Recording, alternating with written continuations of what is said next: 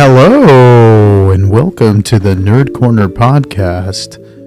Your home for all the nerdy stuff going on in the world. Thanks for joining us, guys. I'm here with my co-host, Mr. Hey, let me get the right camera. Hey, the right camera. Yeah. What's that going guy? on? Nice. Ghambit. It's been a hot minute. Yeah, dude. It definitely has, man. A lot has happened. Been a hot minute. All of our favorite universes have changed dramatically since our last pod with, I think, the last one we had tabs down here. Oh, yeah. That was before Christmas. Literally the week of Christmas, I think we did it. Yeah, and you sent us to the mall to get you coffee, you asshole. You guys are acting like I sent you to get me coffee. I literally asked you guys to stop by, But the mall of all places on Christmas week. I think it was like a couple days before Christmas. It was a madhouse. You're a jackass. But it was already ready though. I ordered it on the app, so it should have been. Except it wasn't. Our levels. Except it wasn't. Ooh, too high. Here, I'm gonna adjust it. Yeah, adjust it a little bit. Check. 1, check 1. Check one. Hello? Yeah, I think that's it. Is that better? Yeah. All right. Sounds better. So, a lot's been going on, Ice. We just saw John Wick 4. Last night. We're going to be doing a... should we do spoilers on this one? I think the embargo is it's like a week. Typically, it's like the Monday, but I mean, spoiler warning. Spoiler warning. We might let off some spoilers this time. You know what I mean? Yeah. Give my camera. Give me my camera.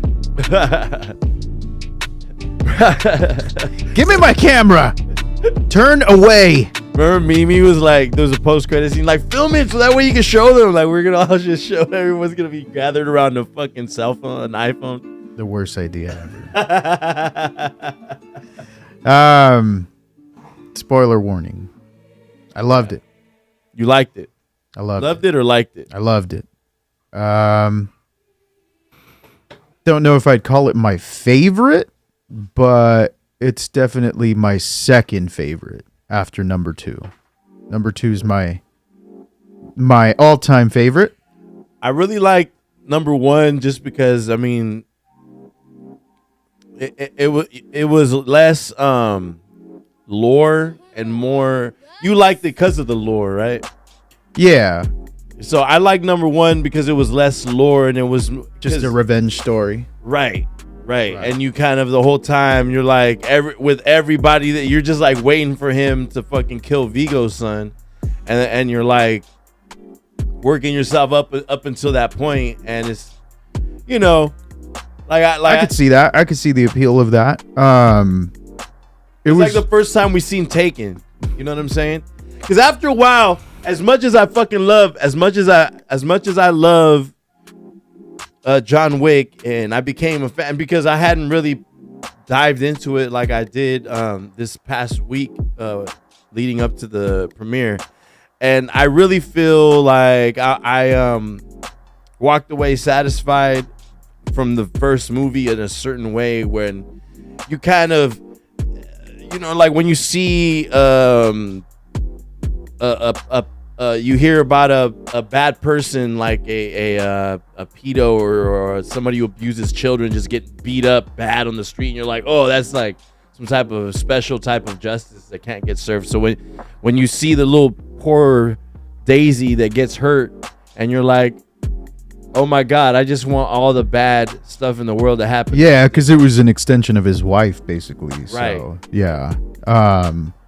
That's why, like, a lot of people, it makes it funny because a lot of people in the movies, they're like all over an effing dog, and it's like, it's more than that. Yeah. Well, I mean, it is deeper, but it's, I feel like to people who are dog owners and stuff like that, I feel like it resonates, and you see a lot of dog owners talking about relating to John Wick in the sense of like, man, I would do crazy shit for my dogs. Right. Yeah. Which, yeah, I understand that for sure. It was always intended. Yeah, it was always intended to be a one-off movie. It never was intended to spawn any kind of sequels or anything like that. And it was just the overwhelming response that made it into a franchise.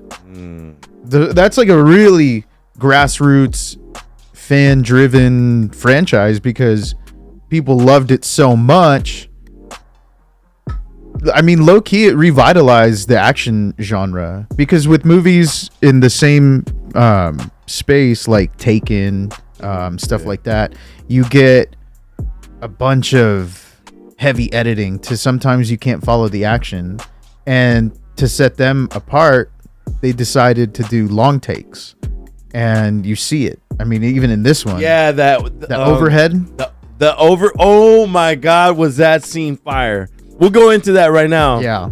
But yeah, like that scene or when he's walking the entire wall of the art gallery and you see all the different size paintings. It makes him look like all tiny. Yeah, and it was like a collage of different size paintings to like put his size in perspective. Well, and see, like that's why, like in the first one, I think that's probably one of my favorite scenes in the whole franchise was the first time when they're talking about him being the boogeyman and they got, all these guys come into his house and he's just sitting there kind of waiting and it's at night, the lights are off and you get this incredible action scene that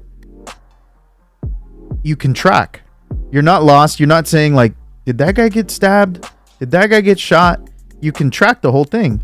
And for them to be able to pull that off in a space where most action movies that are similar, you're always kind of like looking and trying to make out the action. With John Wick, it's super trackable. The action is very noticeable. You can see everything. And I think that's what drew people to it, aside from him, just being a badass. But I think one of the things that people really liked too was that he was fighting with realism. I mean, it's hyper realistic no matter what, but the realism of having him get tired, having him get gassed, actually getting smacked, being picked up, thrown around, that I think that resonated with a lot of people. It set it apart from like things like movie where or things the only like one like Hawkeye is the only one that really gets beat up in the Avengers movie. Yeah, I mean, they all get beat up, but Tony Stark, I guess, they all get beat up. But it's funny because every time they get beat up, they have the makeup, they have the whatever, but they're not gassed. They're not gasping for air. They're not exhausted. They have all the cuts and all the looks of getting beat up, but they're not exhausted. And when you see John Wick, he's exhausted. He's tired, he's hurt, he's in pain. And just little nuances like that where you can have a doctor that's like, here, take these pills. It's going to help you with the pain and it's going to give you a boost of energy. Like, those are the kind of things that I appreciate because it's giving it that sense of realism. It's hyper realistic no matter what, but giving it that little sense of realism is pretty dope. So I love that they really continued that with this one, with the fourth. I think it's going to split a lot of people apart. I think there's going to be a lot of people who are like, I don't know if I really like that one, which is the highest rated one out of the whole franchise. Really, I thought I love the franchise. I loved all three movies, but by this fourth film, you're starting to get into the repetitiveness of like him killing a lot. Right? That shit that gets repetitive a while. And it is a couple times. It does. So you could only get so much of that before you're just like, all right, I've had enough. Yeah, which is why, spoiler alert. Major spoiler. Turn away. Turn away. Stop listening. Are you nuts? I think it's a smart move that they kill him off. Yeah.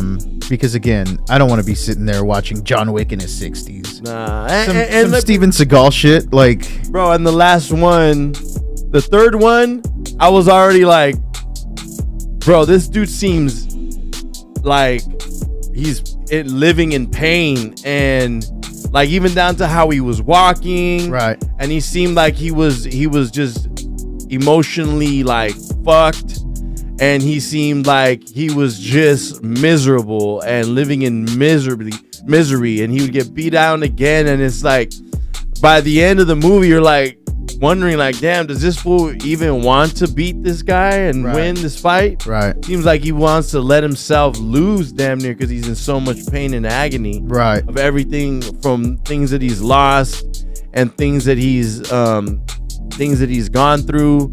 So when there was like a major thing too is that they kept mentioning even the main bad guy, where he says there's only 3 types of men in the world: those who have something to live for, something to die for, and something to kill for. And he has none of those. Yeah. So I think at a certain point he realizes, the way I took it anyways, was the whole theme in the beginning with the girl at the Osaka Continental, and she's saying, you know, everything that he touches dies. So I think he kind of like sees it like, dude, I think the world might be a little better if I'm not alive. Yeah, you know, because he kind of saw himself. He lost his Japanese homie. What's his name? He was hard, bro. Yeah, he was dope. He was fucking dope. And the line where he's in the church and he says, you know, you and I are both damned. I think he realized, like, dude, I'm like an angel of death. Like, I can't do this. And so that full circle moment to me is just like a real contrast to when he's saying, like, whoever they send, I'm gonna kill them all. And then he feels like, dude, it's never gonna stop. Like, it just needs to end. I got that same sentiment. I'm like, man, in the movie they definitely portray that, where he has the moment of, because you even think like, damn, it's not like he's not gonna be good, and he's either gonna always have to be a hitman, or he's gonna have to die. Right. And he didn't want to keep doing that. Nah, he was already tired of it. He was like, I mean, the beginning of these movies, he didn't want to do it. He just got thrown into it. Yeah, he had already retired. Yeah. But the fact that he had his stash subconsciously lets you know that he didn't retire. He retired. But he always knew. He always knew he might have to come back. Yeah. I mean, at the core of it, it's really sad. But I think that's what I like about these movies is that, I think you said it the other day, it's kind of like something that attracts, you know, that meathead audience, that they're like, hell yeah, John Wick's gonna kill. But they have substance. They have an actual has a story. Deeper meaning for people that enjoy that type of and they have an actual story. And this movie, watch it in theaters because it's beautifully shot. The sound is insane. It's gorgeous. Yeah, the sound design was crazy. Insane. But it's gorgeous. Definitely something that you need to watch in theaters. Not something that I would watch at home. I mean, I'm gonna watch it again, but for my first time, I would definitely say it's an action movie. I feel like action movies, scary movies are meant for like, yo, go to the theater, or like really good comedies, like campy type comedies, because you're like laughing with everybody and makes it more fun. Right. It's like you're at a party and having, you know what I mean? Right. So you know, movies that are like meant for the theaters, or like action movies, like superhero movies, these type of shoot 'em up. I mean, you're not gonna get the same experience if you watch Avatar at home versus watching it in theater. Gigantic screen, seeing the graphic. A big thing that shines is like the cinematography. They really were consistent through all 4 films as far as like the way that they shot it, having a beautiful imagery that you would kind of compare to graphic novels, and graphic comics and shit. And you could definitely see where they had the correlation in every movie to like that. And more specifically, I'm thinking because of like the way anime has been popularized in the last, you know, it's always been popular, but it's been grown increasingly more popular in the last, I would say like 10 years. Yeah. And that, you see a lot of anime influence in this fourth film, and partially obviously because it takes place in Japan. Yeah. But also, it would already kind of sit in that John Wick, in that lane that John Wick was created in anyways, which is like graphic novels. Right. Type of, like. Yeah. Honestly, I have very, very few criticisms about this fourth chapter. I know a lot of people are going to get really upset that he passes away, but to me, I'm like, dude, how else do you want him to just live on forever? At that point, it would get too repetitive, right. And then now you're talking about like, it might, I don't know, like I just don't see, but like that comes where else it was gonna go. Like, what else can you possibly do? What? Okay, let me go to this time we're gonna go to fucking Bahamas and have John Wick shoot up people in the Bahamas and in the ocean. Like, no, that's low-key what I was scared it was gonna happen, that they're just gonna, like, after this it was gonna just continue again, John Wick chapter 5, and I was like, you really can't do much more, because this story from this fourth movie, it pretty much carries on from him being backstabbed and all those things. Yeah. And it's a beautiful conclusion to 3 movies of that. I don't include the first one because that's kind of a standalone if you really look at it. That's like the prequel almost. Yeah, and starting with the second one when he becomes excommunicated, that's where it really sets off in motion the events that have happened over 2, 3, and 4. Yeah. And so to me, I was like, yeah, you can wrap it up because that's a trilogy right there. John Wick 1's like the prequel, like you said. And it's just like, it's a perfect wrap up. And it was time, in my opinion. I think it was time. And I think they're going to have a spin, the way that the post-credit scene worked out. It seems like there's a post-credit scene. Yeah, so make sure y'all, if you're seeing this, hopefully you're, this is a spoiler. Again, there's a post-credit scene in which one of the people who dies, his daughter is trying to kill one of the main, what would you say, like kind of protagonist, antagonist, like, really is a fucking anti-hero because of the way that he's working and playing, having to play both sides. I thought that was so beautiful when he's like, you can do this. He's like, fuck off to the main bad guy, because he just really didn't want to be there to begin with. Yeah. He was literally there because he needed to save his daughter, and that was it. Like, he didn't want to be there. Yeah. So I thought that was super dope. I don't know, man. I think one of my few criticisms I have was the jet setting around the world, because I'm almost thinking like that kind of bugged me. I'm not gonna lie, because I was like, you didn't even fucking show any jets, right? And all of a sudden, with this homeless guy just pops out of the fucking. That's why I was like, yo, this fool's homeless, bro. I was like, where's John Wick getting like his flights booked? Like, it's kind of weird. I'm guessing the same way they probably got their own airline, the same way they have the hotel. Yeah, but he's not allowed to use any services. He can't even be at the Continentals because he's excommunicated. All services must stop. So, but he still had connections to here and there. I mean, it was a long movie too. You got to realize, an action movie that's that long. Dude, a 5-second clip of a plane would have been fine with me. Even if it's like a military plane. He just automatically just shows up in the like fucking Dubai. Honestly, that would have been even dope too if it was like a military plane and he like stashes in the cargo or something. I would have been like, okay, he's getting around, like sneaking around. Okay, that makes sense. But all of a sudden, he's just like walking up in Japan.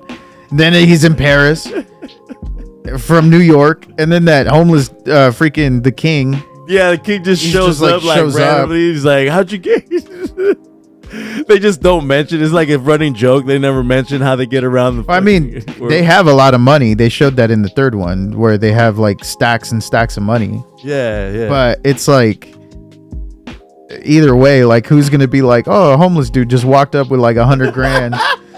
It's just like, book it. Let's book his flight. It's just, I don't know. To me, that was just kind of like, that was one of my few criticisms. I didn't like that they were just like appearing in places.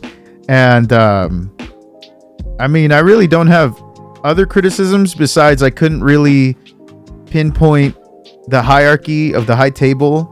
Yeah, I couldn't either. Because that guy seemed like he was working for the main bad guy, the guy with the fedora, the one that like oversaw the duel. Yeah. It looked like he was working for him because in the beginning he's just like delivering the message like, "Hey, this is done. Your hotel's closed." But then he's like talking to him like the main bad guy's his subordinate, and then at the end he's like the final word. So I was like, wait, so was he in charge or were you in charge? Because he was calling shots above you. So I'm kind of like confused on that aspect. Those are like they're little nitpicks, and they're not something that ruined the movie for me, but definitely took me out for a minute because it made me wonder. But other than that, I fucking loved it. I loved it. Yeah, it was pretty good. The one thing about this entire series that bothered me is that John Leguizamo never brought him the car. Yeah. So that would be he's probably gonna keep that car now. I hope they address it by like maybe somebody gets it in the next movie. You know what I'm saying? Whatever spinoff, somebody gets that car. Maybe. John Leguizamo would just get a piece of it. It's just like it's too. I feel like it's just too late now. Like, don't even bring it back. It's just been missing in action too long. He was just buried in the car. Like, we didn't put it in the movie, but he got buried in that car. That was touching though. Like when he gets out of the boat underground, he's like, "I want mine to say loving husband." I was like, dope. That's when I knew he was gonna die. Yeah. Well, I kind of got the hint when he gave him the suit, and he's like, "Great suit to be married or buried." And I was like, "Shit." For me, it was when he said the gravestone. He's like, "John, loving husband."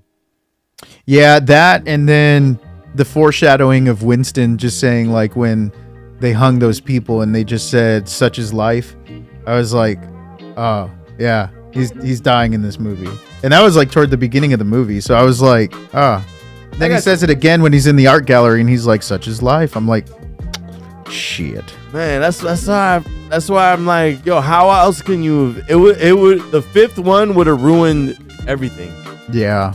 I guaranteed. It just you already were starting to, for me, first one and the second one, those are probably my, well, see, the third one was okay. Once I see somebody like they're bringing in somebody like Halle Berry, I'm always just like, like I you didn't guys mind it. Well, it's like because she didn't play like a super significant role. Yeah, but just in that one like act, and that was it. They put you in there. They put them in there to sell fucking tickets to make sure they're gonna sell tickets. They didn't put her in there because she's gonna bring any significance to the movie. I've been seeing a lot of people, including new rock stars, talking about he's not dead and this is just a fake out. And I'm like, this guy got forgiven by the high table and he owes them nothing anymore. And why would he need to fake his death? There's no reason to. So it wouldn't make sense in the context of the story. So that's why I'm like, if they do that, it's gonna ruin everything. Yeah, I think so too. It's gonna ruin it. It's like you got it. You got, they like you said, they essentially based a trilogy on the first movie, and you could consider the first movie kind of a prequel. Yeah. And how else would you want it to end? Yeah.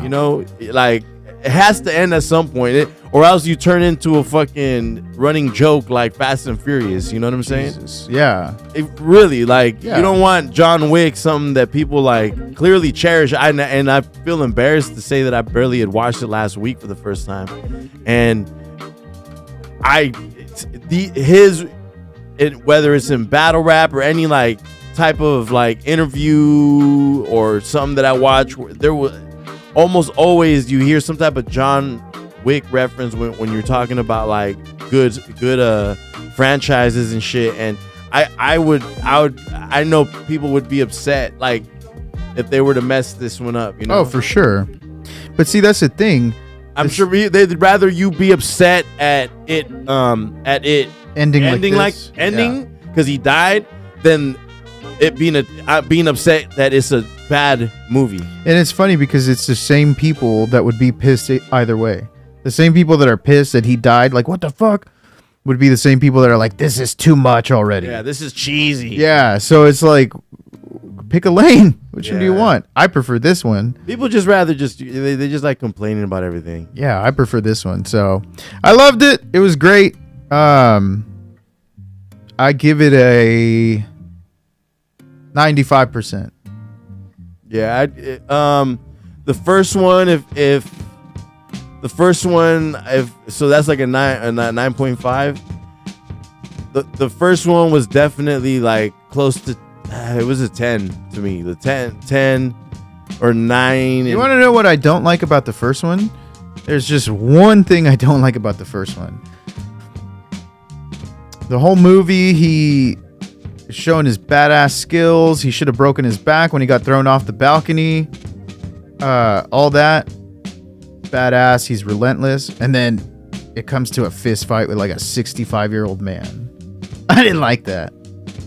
The 65-year-old man was the Russian boss. Oh, yeah. I was like,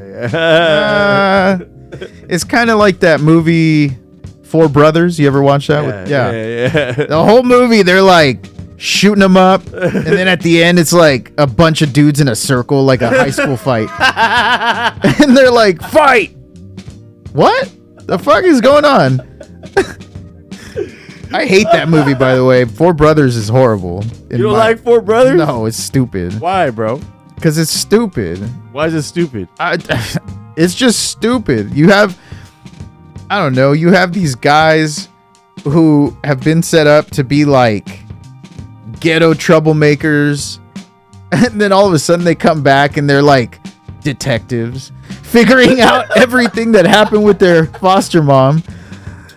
And it's like, wait, you have no resources? You just came into town. How are you doing this?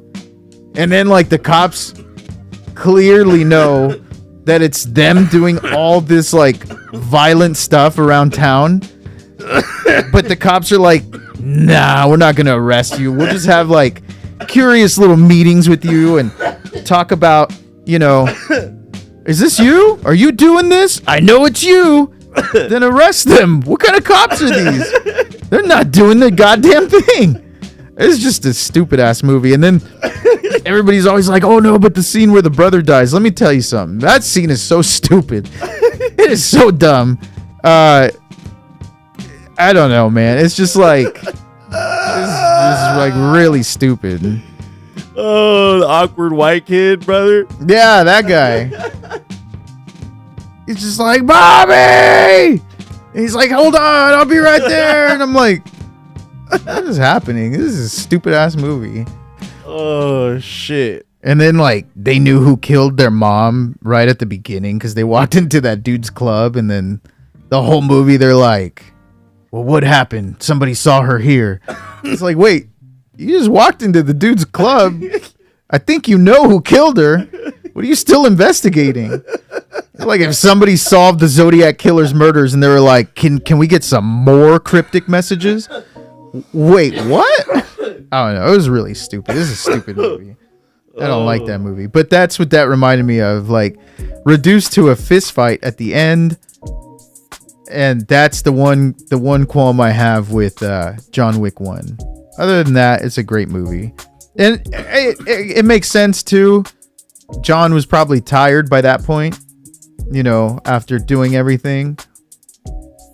But then that's what kind of like, that's why I'll gladly take that it's a prequel, because you get him in these 2, 3, and 4 where he is tired, but he's still going at a rate that he wouldn't have been able to go in the first one.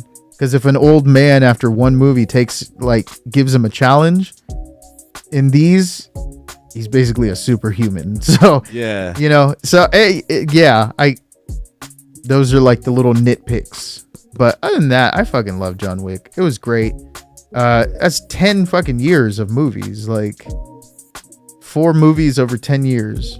It's time to retire the character. Yeah. I don't like man.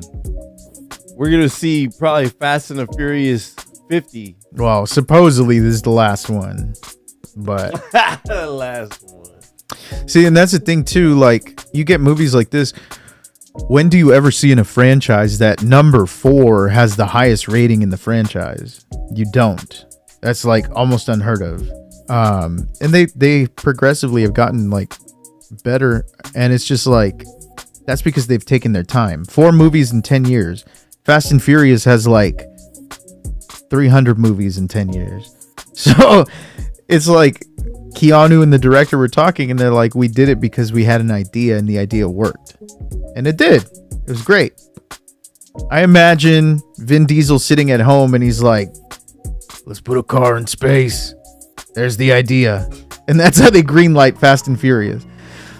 You know, so it's just like the processes of these movies. Just because it's an action movie doesn't mean it has to be stupid as fuck. You know, that's the John Wick. Bro, that shit's badass. It's a film. It's a film. It's not just a movie. Like, it's a film. Because a lot of these fights are like one shot, and they take crazy choreography, and probably, you know what I mean, like takes a lot of time to get these fight sequences down. That overhead shot. So there's a shot in the movie, and it goes overhead. The camera's here with John, hands up, and then you're seeing everything from up top, and it's following him throughout this house. And that, to me, was one of the most innovative things I've seen in a long time. Fucking sick. It gave me GTA vibes, the first one, because remember, it used to be overhead. And just seeing that was so sick. And it's done in one take, so you know that was grueling. This whole movie, the whole time I was watching it, you know, usually it's immersive, and I get mad when I'm pulled out away from the action, away from what I'm seeing. But I wasn't mad because I kept looking at it, and I was like, God damn, like, he really put in work for what he's doing on screen. That shot right there, the overhead shot, he put in work. Yeah, dude. The staircase shot, he put in work. Because climbing up those steps while doing fight choreography, that's crazy. Bro, that scene, and I like that scene was very like it was like poetic too. Right. The idea of like fighting your way up these crazy stairs, getting knocked all the way down at the beginning, and then working your way getting up to go back up, and then not being afraid to ask your enemy for help. Fucking, you know what I mean? Yeah. Like, that shit was, he had to put his ego aside, knowing he's about to fight this dude up there, but we need to get up there, or you know what I mean? Yeah. Well, I mean, yeah, it was for put our pride aside for both of us, for both their sakes. Yeah, I think that's another nitpick I had. When he falls down the stairs, the bodies were gone. I don't know if you noticed that, but as he's falling down the stair, he just left a trail of bodies, and a lot of them died right there on the steps. But when he falls, you don't see a single body. Oh, I didn't even think that. So that's just continuity editing, but it's not anything that ruined it for me. It was just something that I nitpick. And again, most of the time my criticisms with these movies of John Wick are just nitpicks that nobody would really notice, you know, unless you're told. And even then, it's not a big deal. It's not like I was like, what the fuck, where are the bodies? Blah, blah, blah. Like, didn't ruin it for me. It was just something that I was like, wait, what happened to the bodies? So would you say this last one was your favorite, or is it still the second one? It's still the second one, but this is my second favorite. I think the second one has like really strong rewatchability, and this one is just really long, so that's why it would be my second favorite. And then my final nitpick, I think, is that Colombian dude, or whatever the hell he was, that the dog ended up eating his nuts. The one that hit the dog and was about to shoot him. Because he fell off the stairs and it looked like he landed on his neck. So when he got up and met them at the steps, I was like, yeah, that's what confused me too. Yeah, I was like, wait, did he not die? That's why I was like, okay, that's stretching too far. You know, because I already suspend my disbelief for the Kevlar suits and all that. but that guy getting up when he fell like head first and his body like followed his neck, I was like, oh no. That would have just been cooler if he died right there, because John shot him because he was about to shoot the dog. Yeah. That would have been in itself a great moment, and just leave it at that. I didn't need to see the dog eat his nuts. I feel like they literally put him back in there just for that. Like, let's have the dog eat his nuts. Sick nuts. Yeah, so sick balls. Again, these are just nitpicks. The movie in general is fantastic. I loved it. Go watch it in theaters. Super sick. Yeah, bro. I definitely. I'm so glad I caught up too. Yeah. I'm so glad I like did those crazy watches. Let me see. What are we talking about next? Oh, and in case you're wondering, Donnie Yen plays a blind man.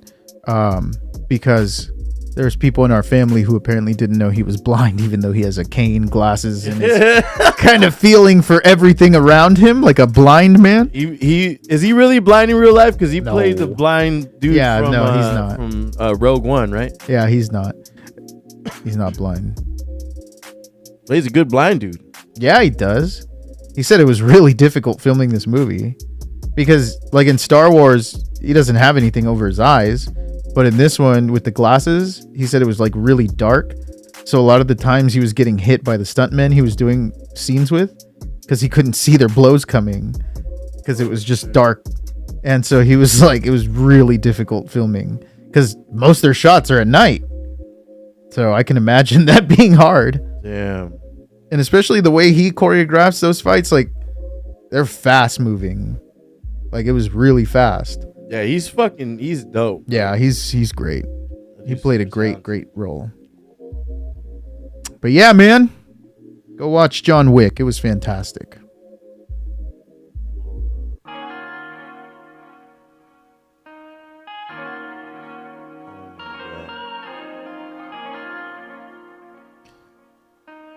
User error.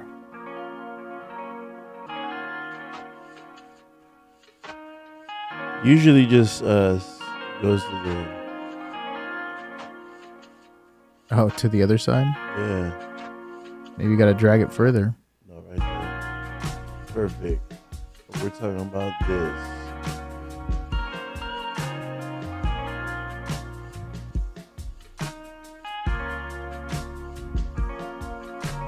We got new set photos of Miss Harley Quinn, played by Miss Lady Gaga. Yeah, Variety just released these pictures. Is that the only one? Yeah, it's the only one. The only other one is the one where she's face to face with Joaquin Phoenix. But I love this look. I'm thinking it's pretty cool. I love the minimalist look. It really goes well with what they set up in Joker 1. I don't know, man. What do you think is coming with this Joker movie?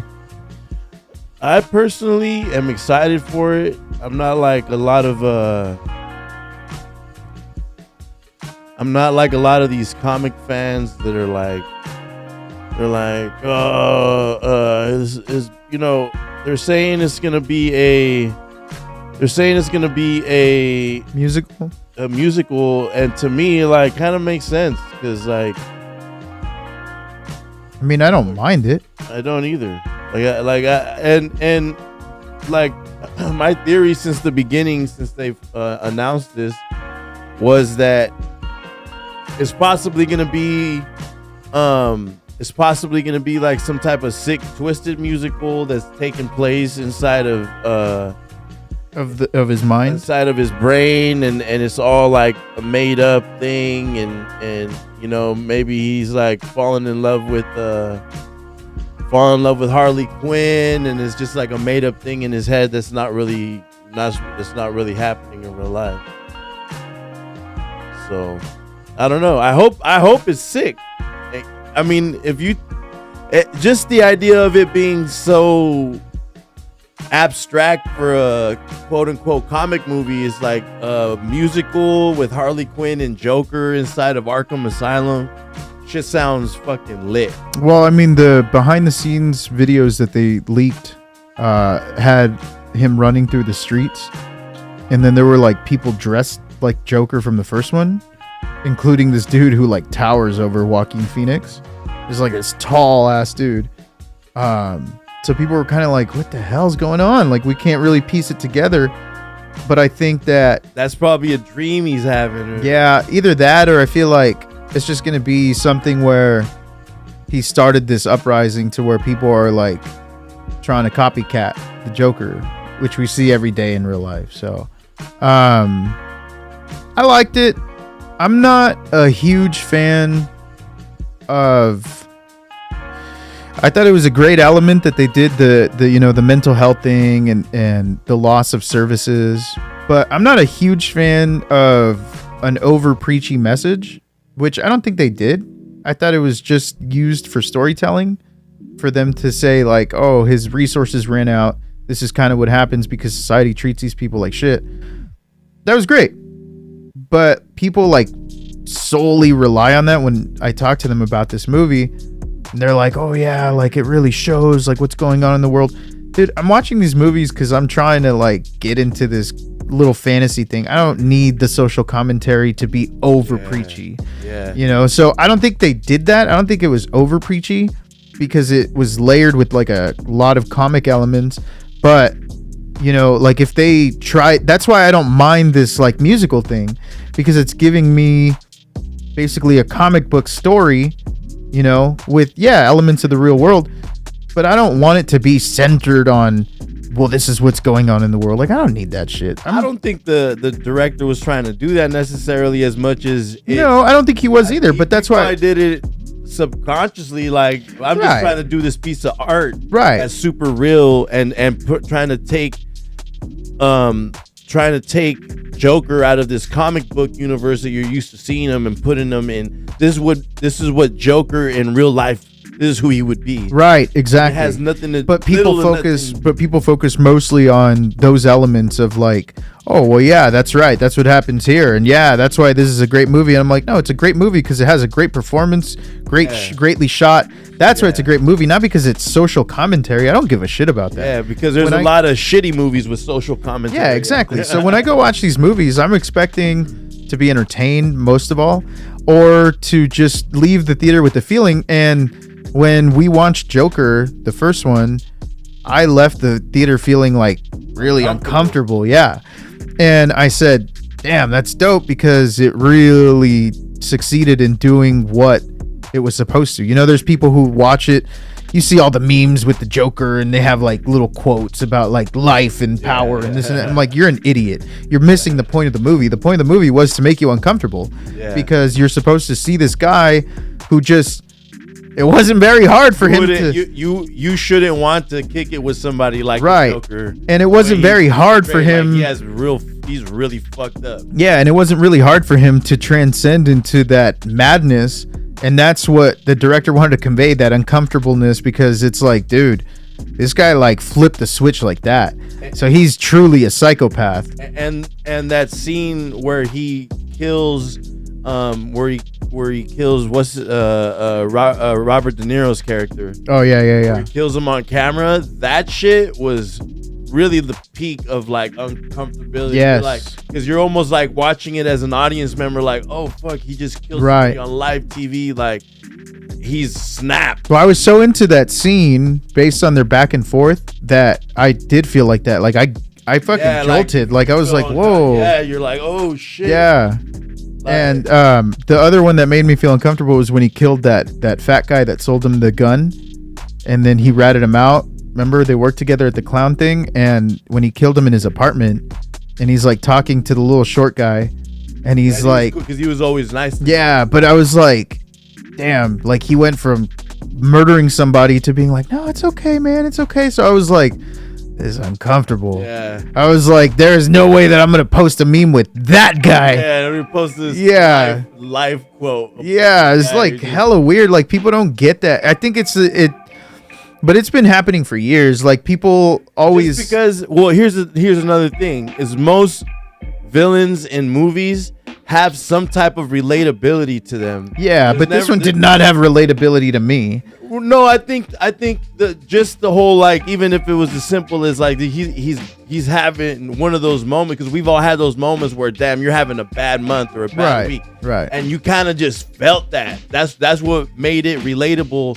because he was like a normal dude who's just having a bad week, right? Except he allowed himself to spiral even worse. You know what I'm saying? Yeah, the beginning, what, 10, 15 minutes, I'm like, I feel bad for this guy. Right. But then once he starts succumbing to like, fuck it, I'm just gonna like do what I want, I was like, oh, that's where that uncomfortability started setting. Yeah, and you also probably know people who are like, where he displays certain things that you're like, damn, he's kind of like that, or she's kind of like that. Right. And you start to see character traits like that. So it's like, does make you uncomfortable and shit. And it's just like the people that worry me more than seeing people like that. I'm like, oh, they're probably like suffering from some kind of mental health thing. The ones that make me more uncomfortable are the ones that watch movies like that and they're like, yeah, hell yeah, he's got a point. We can werewolf. And I'm like, you motherfucker. You're the school shooter. You're the workplace guy that takes it out on everyone.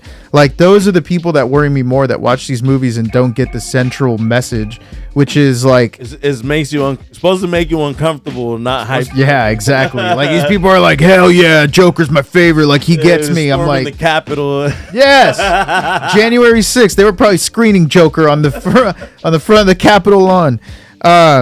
Yeah, but like those kind of people, they don't get the message. And like I said, it's been happening for years. Like people that watch Fight Club and they're like, oh hell yeah, like I want to join a fight club, like that's manly. And I'm like, you idiot, it's commentary on like toxic masculinity. Like literally Fight Club was written by a gay man because he was like pointing out the toxicity of like the male ego, and people are like, that's my favorite, like Tyler Durden, I'm him. And it's like, you know, it was probably written by somebody you hate and probably called the F word. Like, you're an idiot.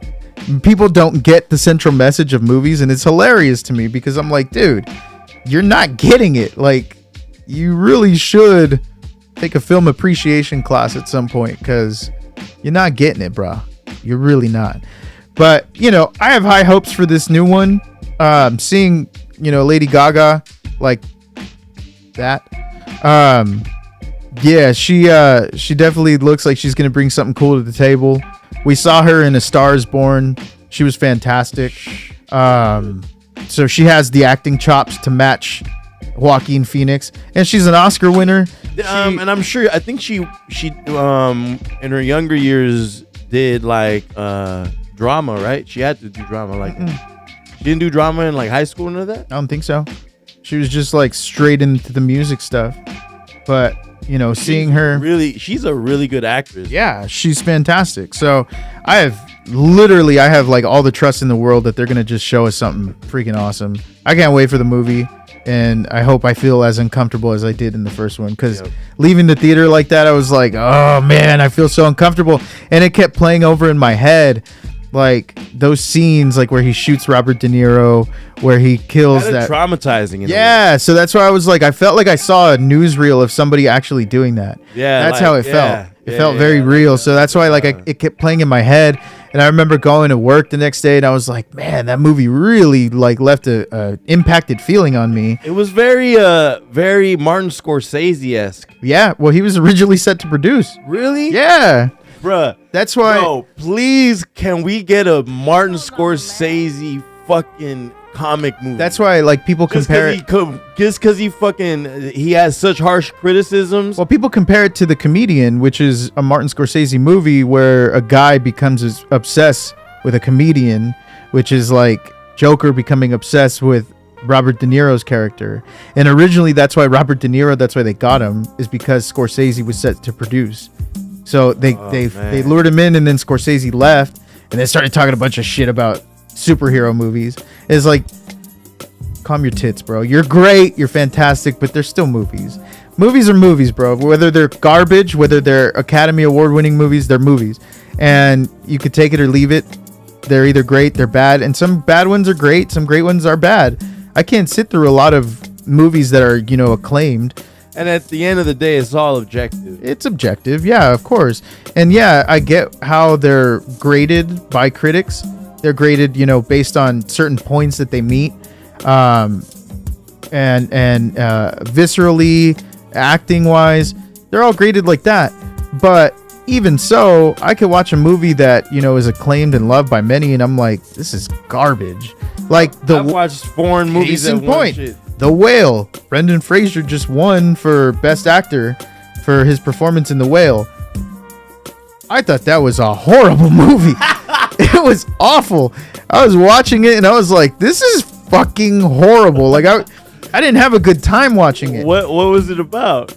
So he's like a teacher, and he teaches like through Zoom, and he's like My 600-Pound Life, like he's huge, and he always keeps like his camera off because he's like ashamed and this and that, and he has like an estranged relationship with his daughter, and I don't really want to like spoil it, but he's got like a week to live or something because he's been eating, like he's been sabotaging himself.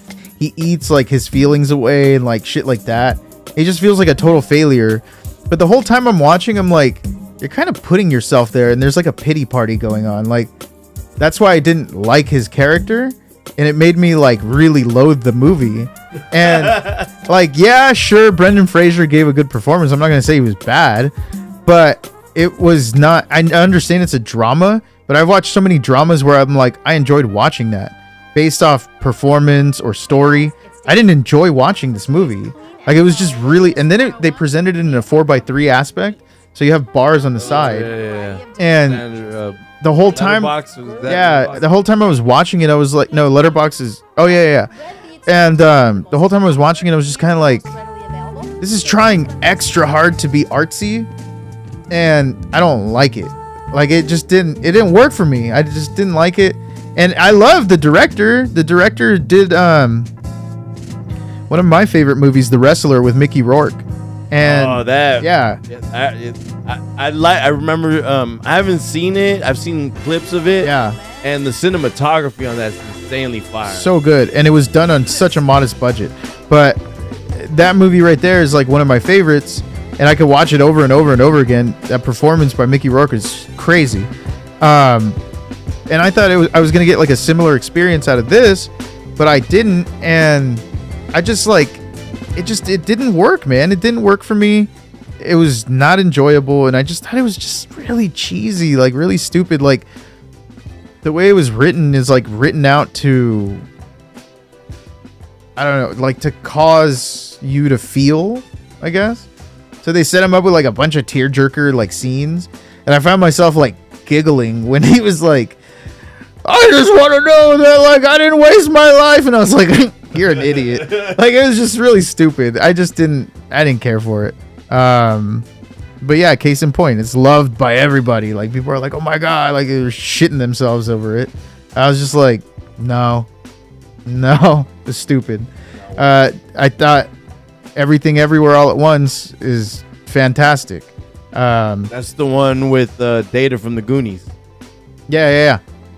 Short round from Indiana Jones. And he won Best Actor, and is so well deserved, man, because Harrison Ford gave him a hug. Yeah, but it's so well deserved because the movie deals with the multiverse, which made Doctor Strange look like shit.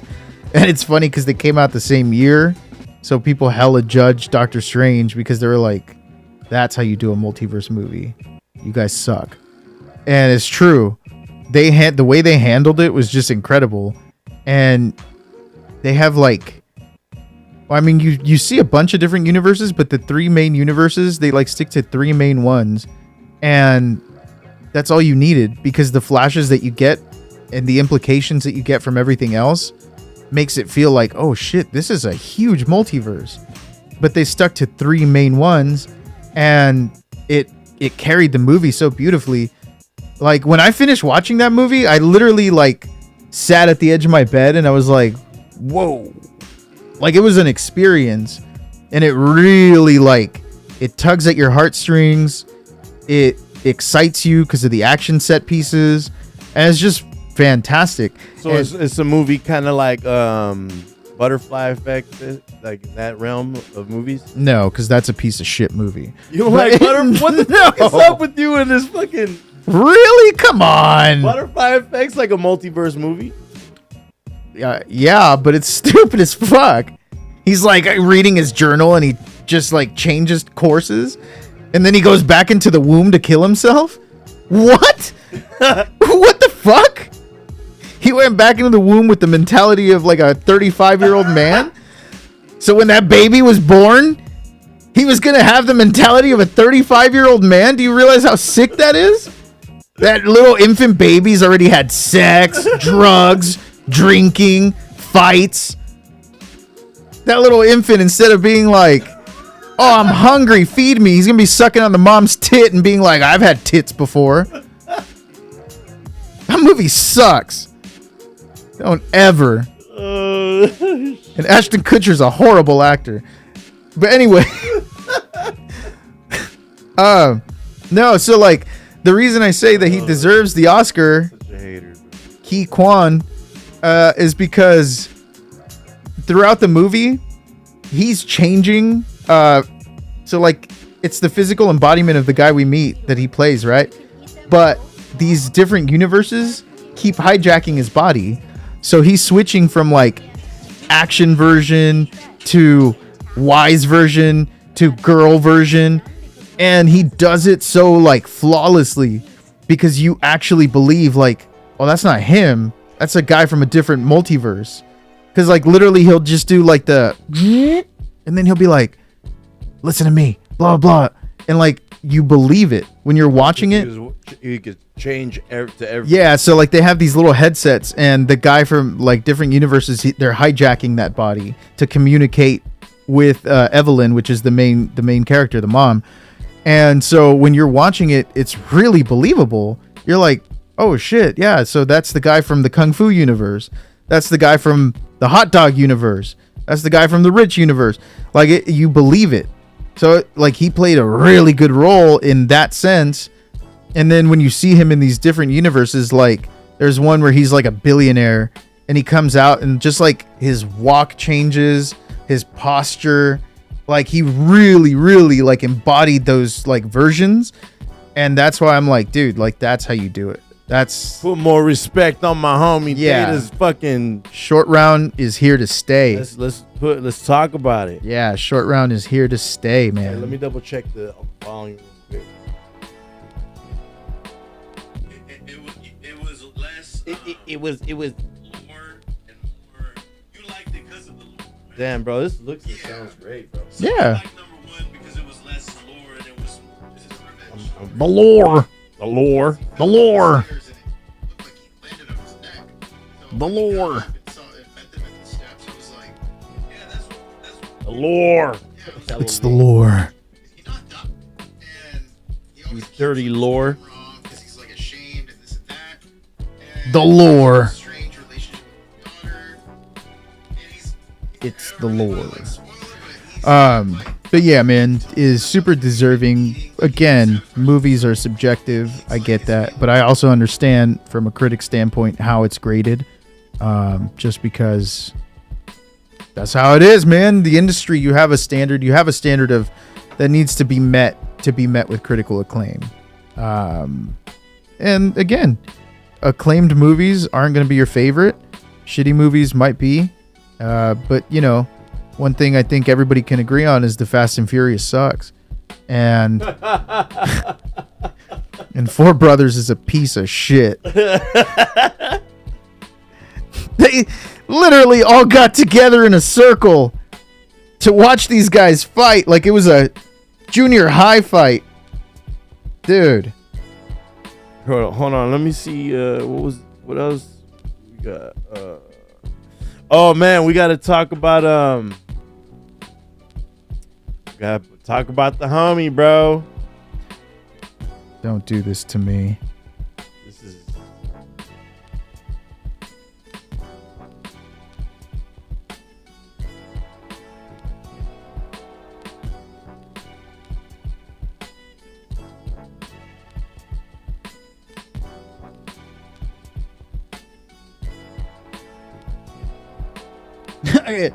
At the end, he just comes walking out of nowhere. He was just waiting on a flat plane of ice. Where was he hiding? Oh shit! She knows I'm a man. See, look at. Oh, hold on. Look at. Hold on. Isaac doesn't like Four Brothers. Just type in Four Brothers fight scene and go to 3 minutes, 15 seconds. That one right there. Or maybe it's the one under it.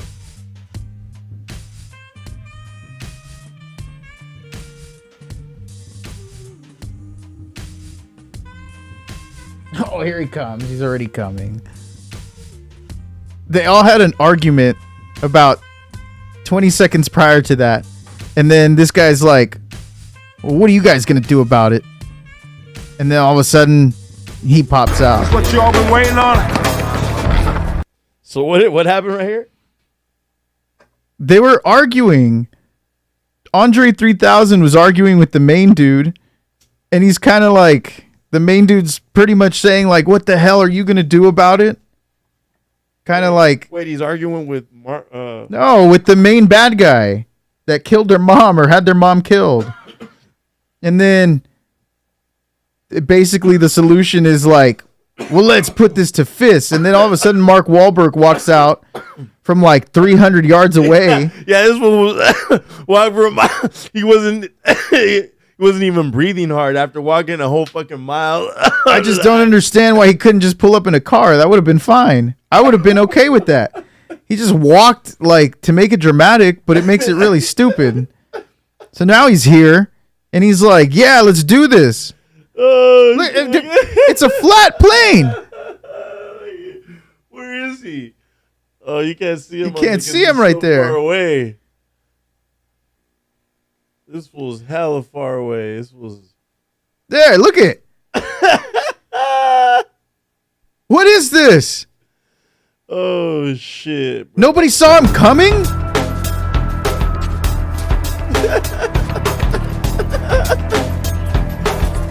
Oh shit!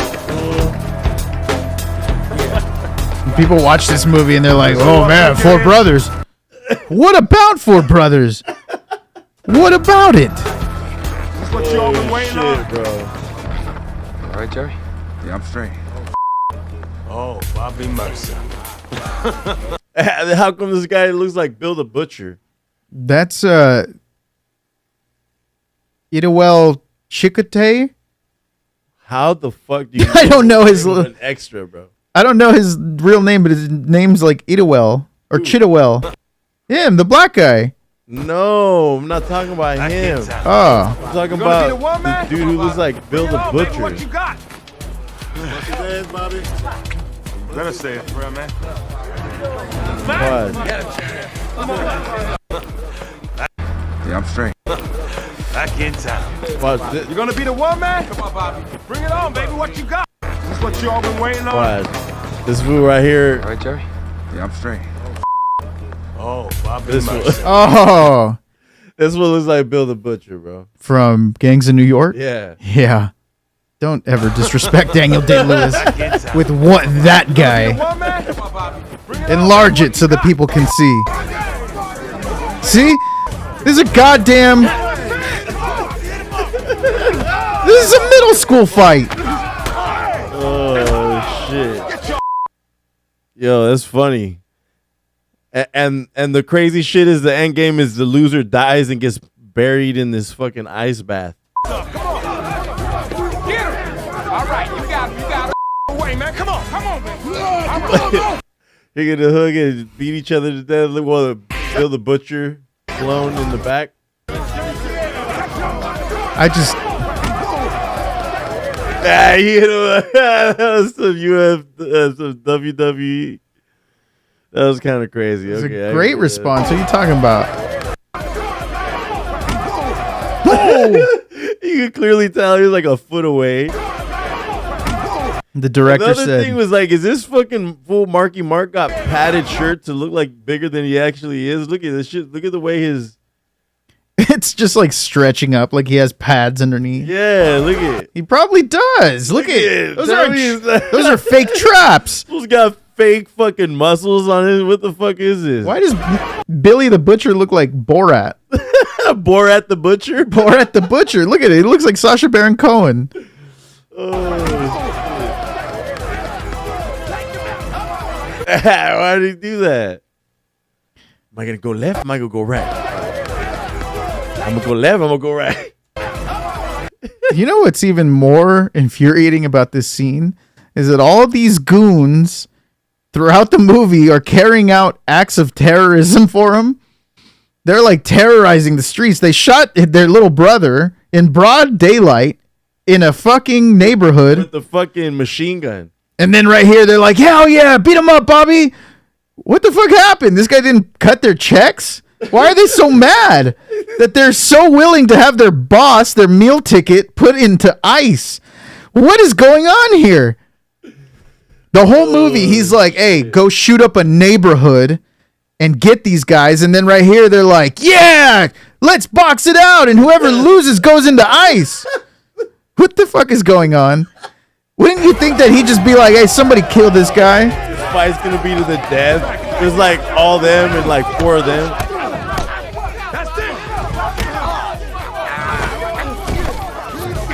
And they're all chanting like middle school. Get him! Get him! Watch your feet! See right here with like Look at the big ass dude. The big ass dude's like, yeah, bro, yeah. This is the part where the gym teacher would come and be like, everybody break it up! This is stupid. This is stupid. Whoever likes Four Brothers, you're an idiot. Oh, shit, fool. Oh, my God. You're an idiot. You like Four Brothers. Oh, my God, bro. The best part of that movie was Tyrese. And that's saying a lot.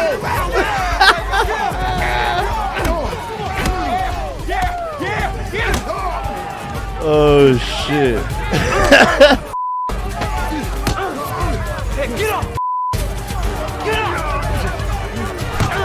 Yeah, he punched him in the lower back.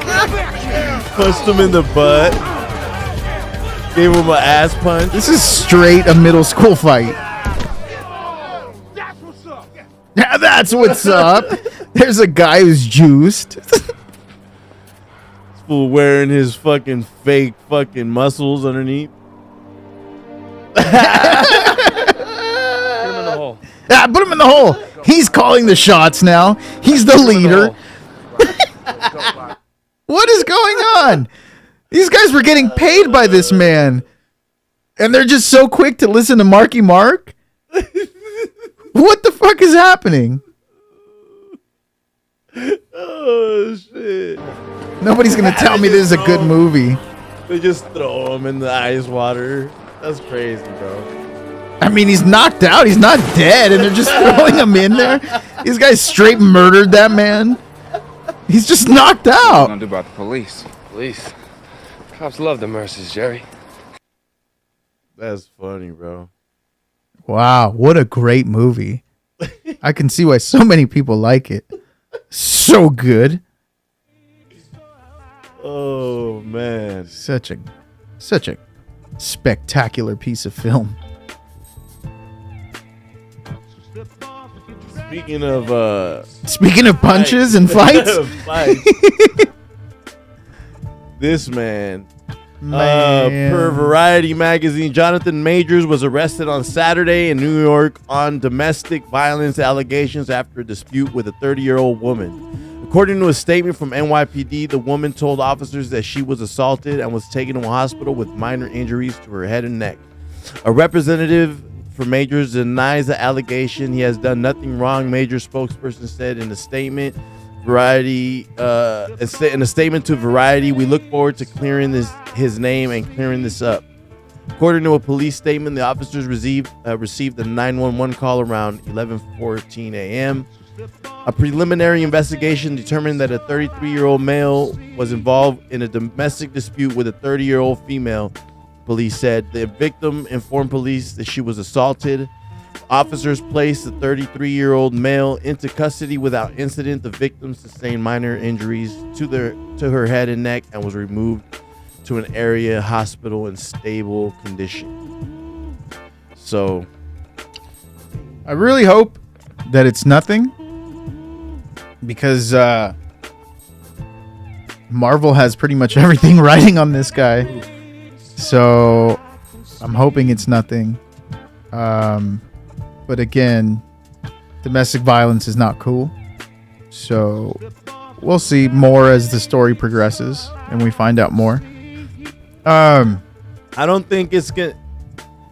I feel like, and you know, I mean, obviously, we don't ever condone domestic violence at all.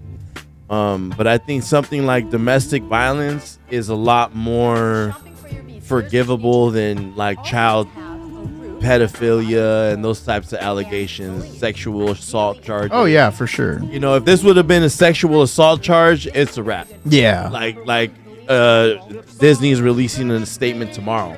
Yeah. You know, and this seems more like if they're willing to let it play out, they're willing to help him make a change. I don't see them. No, it's on the beat. It's on the beat. Oh. So yeah, I don't see Jonathan Majors getting canceled over this. If it's true, I really hope he turns a new leaf, because that's very unfortunate to hear. You should never put your hands on a female like that. And yeah, especially somebody his size. He's huge. Yeah, he just did Creed. Yeah. Yeah. So you know, I hope he is a very talented actor. Yeah. Showed a lot of range with playing Kang in Ant-Man. Mm-hmm. I definitely am excited to see what he holds in store for the Marvel universe. And honestly, and I hate to say this too, but this might make him look like more of a bad guy, and you might be able to hate him. Oh my God! When you watch fucking Marvel movies, you know. But there's always a positive spin. He's all, yeah, I did, and what? What are you gonna do about it? I'm Kang. He's all, no, that wasn't me. That was the other version of me. That was a Kang variant.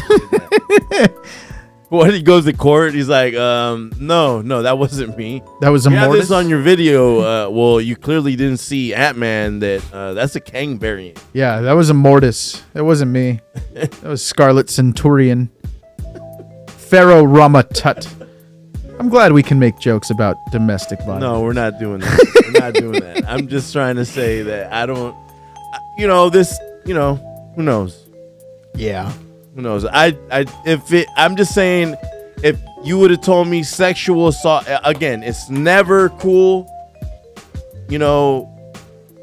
but we also have levels. You know what I'm saying? Something like this is probably on the last thing of before you start talking about cancellation, you're getting fired, all that type. Everything on this side, if it would have been sexual assault or some type of weird pedophile charge or some type of.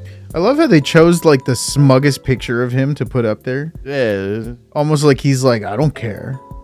Like, why not choose one where he's smiling or something? They choose the smuggest No, picture. because then it's like, I don't give a fuck, and I got the smile on. Yeah, but look at that one. He's got like the eyebrows raised. Like, I'm worried. But hopefully it's nothing. Hopefully it pans out better than what it's looking like. Yeah. So you wanted to talk about the Mario Brothers. I'm excited for this movie. Like all the trailers I've seen, it looks super dope. Look at what a pile of dog shit this was. This is the original one. That was the 90s. Where they're all turning into like lizard monsters. Yeah. What a great movie. So stupid. It made no fucking sense. That's what I was saying. Like, well, yeah, and then you have John Leguizamo, who played Luigi in the original, and he's complaining that Chris Pratt isn't Italian, and Turns out, based off of his genealogy, he's not Italian. So I don't know what the issue is. I don't think I ever really had an issue with Mario not having a stereotypical Italian accent. I don't care. I think that might offend more people nowadays. Right. In today's climate, that might offend more And I people. feel like the studio took that into consideration. Yeah, and They they're say like, yo. really, we're not going to have Chris Pratt going like, it's a me, Mario. And that would probably be distracting. It would. And it would make a lot of annoying fucking kids. Oh, yeah. You know, and it would very be distracting. Like, you know, it's already a crazy cartoon movie about a mushroom land with a mushroom princess and all this shit. And a plumber from New York. Yeah, and he's a plumber, Italian plumber, you know, like, and we hear it enough in the video game and all that shit, you know, like, I just don't. everything about it aesthetically is Nintendo, and that's pretty much what we really That's all I really want. Yeah. Like those scenes of them racing the carts, like the Mario Kart scenes. I was like, dude, this is amazing. And this is already looks like the video game. Right. You don't want it to sound like, you know. I just don't need that. And that separates what's a video game and the movie. You know, it's Right. like real life. You know, it's like, I just don't need him being like, it's a me, Mario. it's a me. I don't. Not the grace of the path. I feel like people just want to complain because knows I'm a man. it's almost like these older generations can't let go of the past. Case in point, when they announced Blade with Mahershala Ali, who's a fantastic actor. He's an Oscar-winning actor. So what more could you want? You know, it's That Blade. is so annoying. And then you have Wesley Snipes being like, why didn't I get the call? I would have done it. And I'm like, why? I don't want you. An old geriatric. Yeah, it's like, Blade, I don't no, want bro. you. Granted, you didn't age like an old man, but you're still like old, bro. Like, Yeah, it's they just want like- somebody they could use throughout the duration of the next 10, 20 years. you Like, know? what the fuck is next? Like, Liam Neeson playing Superman? I don't want to see shit like that. I know Yeah. where the kryptonite is. You're going to tell me where my fortress of solitude is. It's just like, people complain about the stupidest shit. And, you know, I was talking about nitpicks when I was talking about John Wick. These nitpicks aren't something that's going to bother me. The things in John Wick kind of do bug me. Again, it doesn't ruin the movie. I don't really give a shit if Mario sounds Italian or not. He could be an Italian American. What? He doesn't have to be straight from the motherland. He could be an American Italian. Why does he need to be like an immigrant that just got off the boat? Like, it's weird. So those kinds of complaints to me are ridiculous. And again, these are fictional characters. They don't need to be like genealogically accurate. It's so weird to be like, that guy's not Italian. Well, guess what? The Little Mermaid had green gills in I definitely the fantasy book. I definitely do feel that there's enough young talent from different types of cultures that you should probably try to cast closer to that. But when it comes to something like this and you're looking for a superstar, I mean, what are you going to get, like Robert De Niro or fucking... Imagine like Robert De Niro. It's, hey, yo, it's me. It's Mario. He's like, you got my peach? Where's my peach, huh? And then you got Joe Pesci. He's like, you motherfuckers, as Luigi. Where's my fucking star power up? I don't think you heard. I don't be shining mushrooms anymore. He's like, And the Bowser's like, get your fucking shine, bro. He's like, you motherfucker. he's like, Bowser's like, no, I didn't offend nobody. Go get your fucking shine box.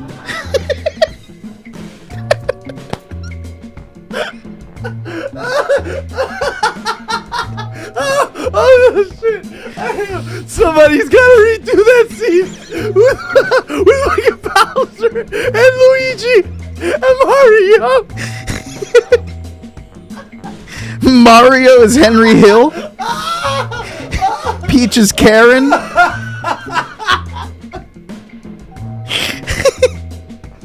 Luigi is Tommy. You've been away a long time, Bowser. I don't know if you heard. I don't shine shoes no more. He's gonna shoot the mushroom. He's a rat. Comes from a family of rats. A small mushroom. Oh man. He goes from a family of rats. They're all rats. You'd have been grown up and be a rat. Holy shit. I mean, I feel like that's what people want. Oh shit. I don't get what people want. That's what they want. Ever since I could remember, I always wanted to be a plumber. You know I'd go from rags to riches. It's just him becoming a plumber. It's just like plumbing shit like it do. The city officials, the inspectors, they never told us nothing. We plumbed the way we wanted. Always is some shit.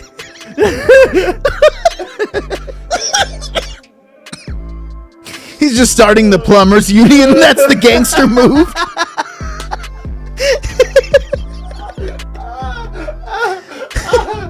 Oh shit. I swear, this is what people want. This is what people want.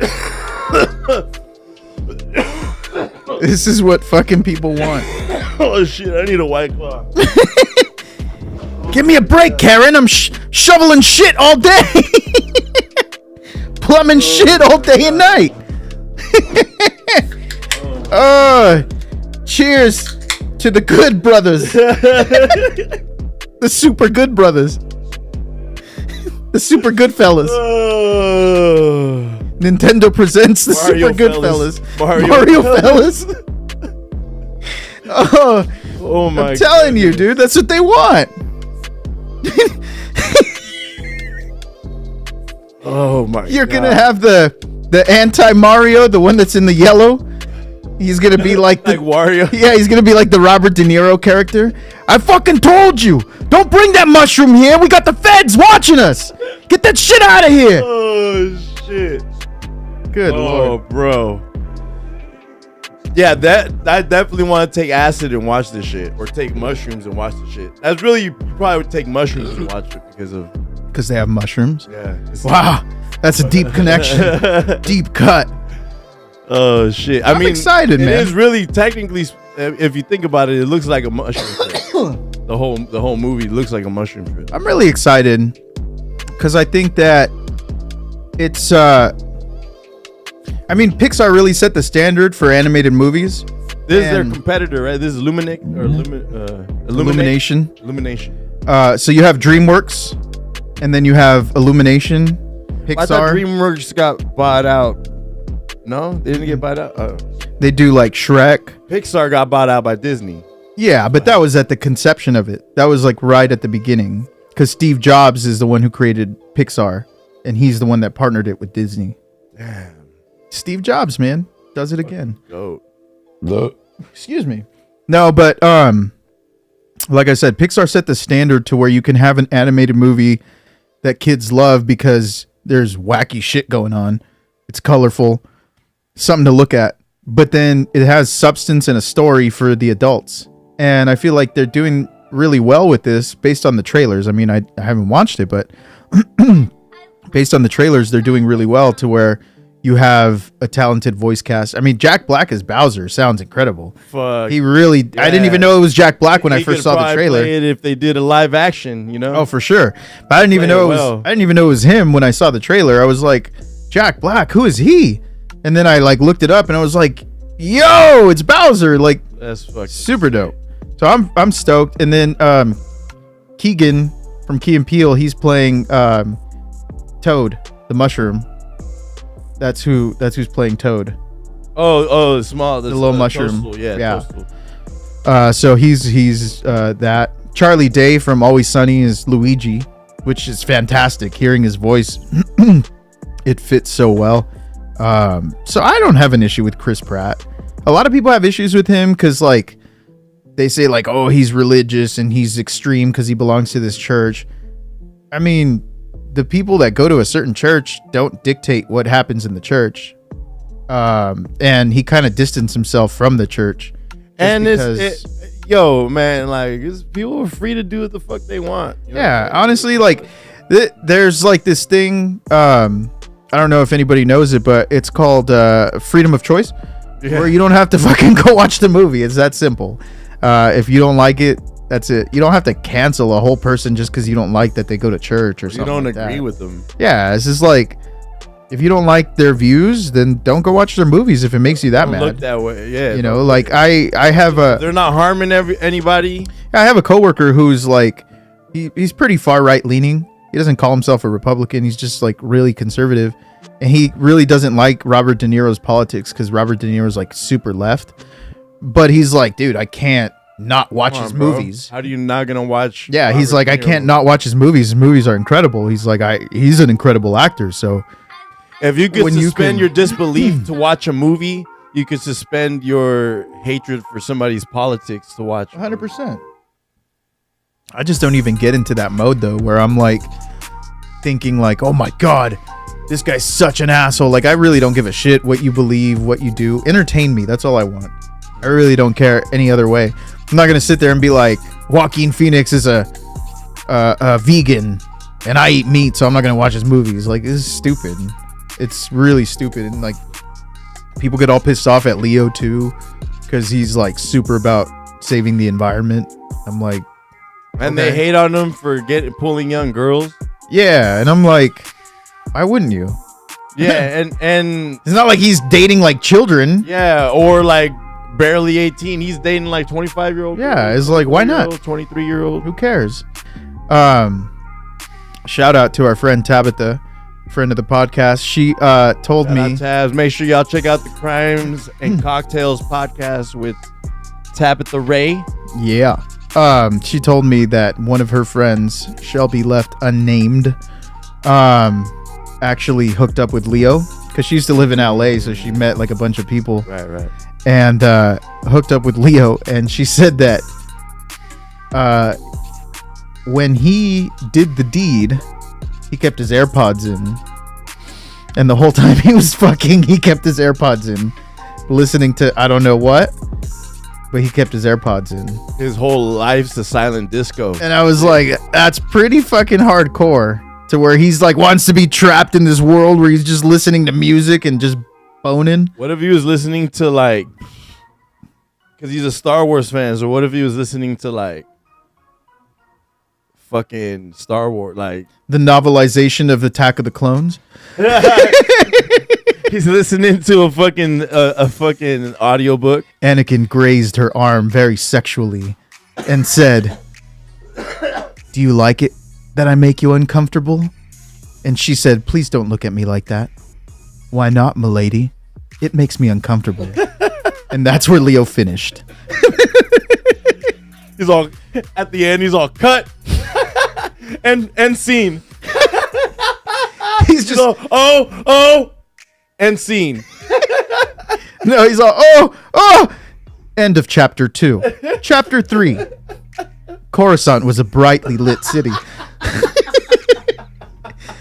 That's his that's his recovery chapter. He's like, yeah. Good. Oh man. Yeah. So I'm stoked, man. I can't wait to watch this. I'm definitely gonna watch this. I want to take Charlie to watch this. She's been asking me, and for some reason, let me know when you go. I'm down to roll with you guys. Yeah, for some reason, she's into like these video game stuff right now. Like, she's been asking me about watching Sonic and like stuff like that. And I was like, how do you know Sonic? And she's like, because I see the clips, Dad. And even the other day, I bought her an ice cream off the ice cream man, and she chose Sonic.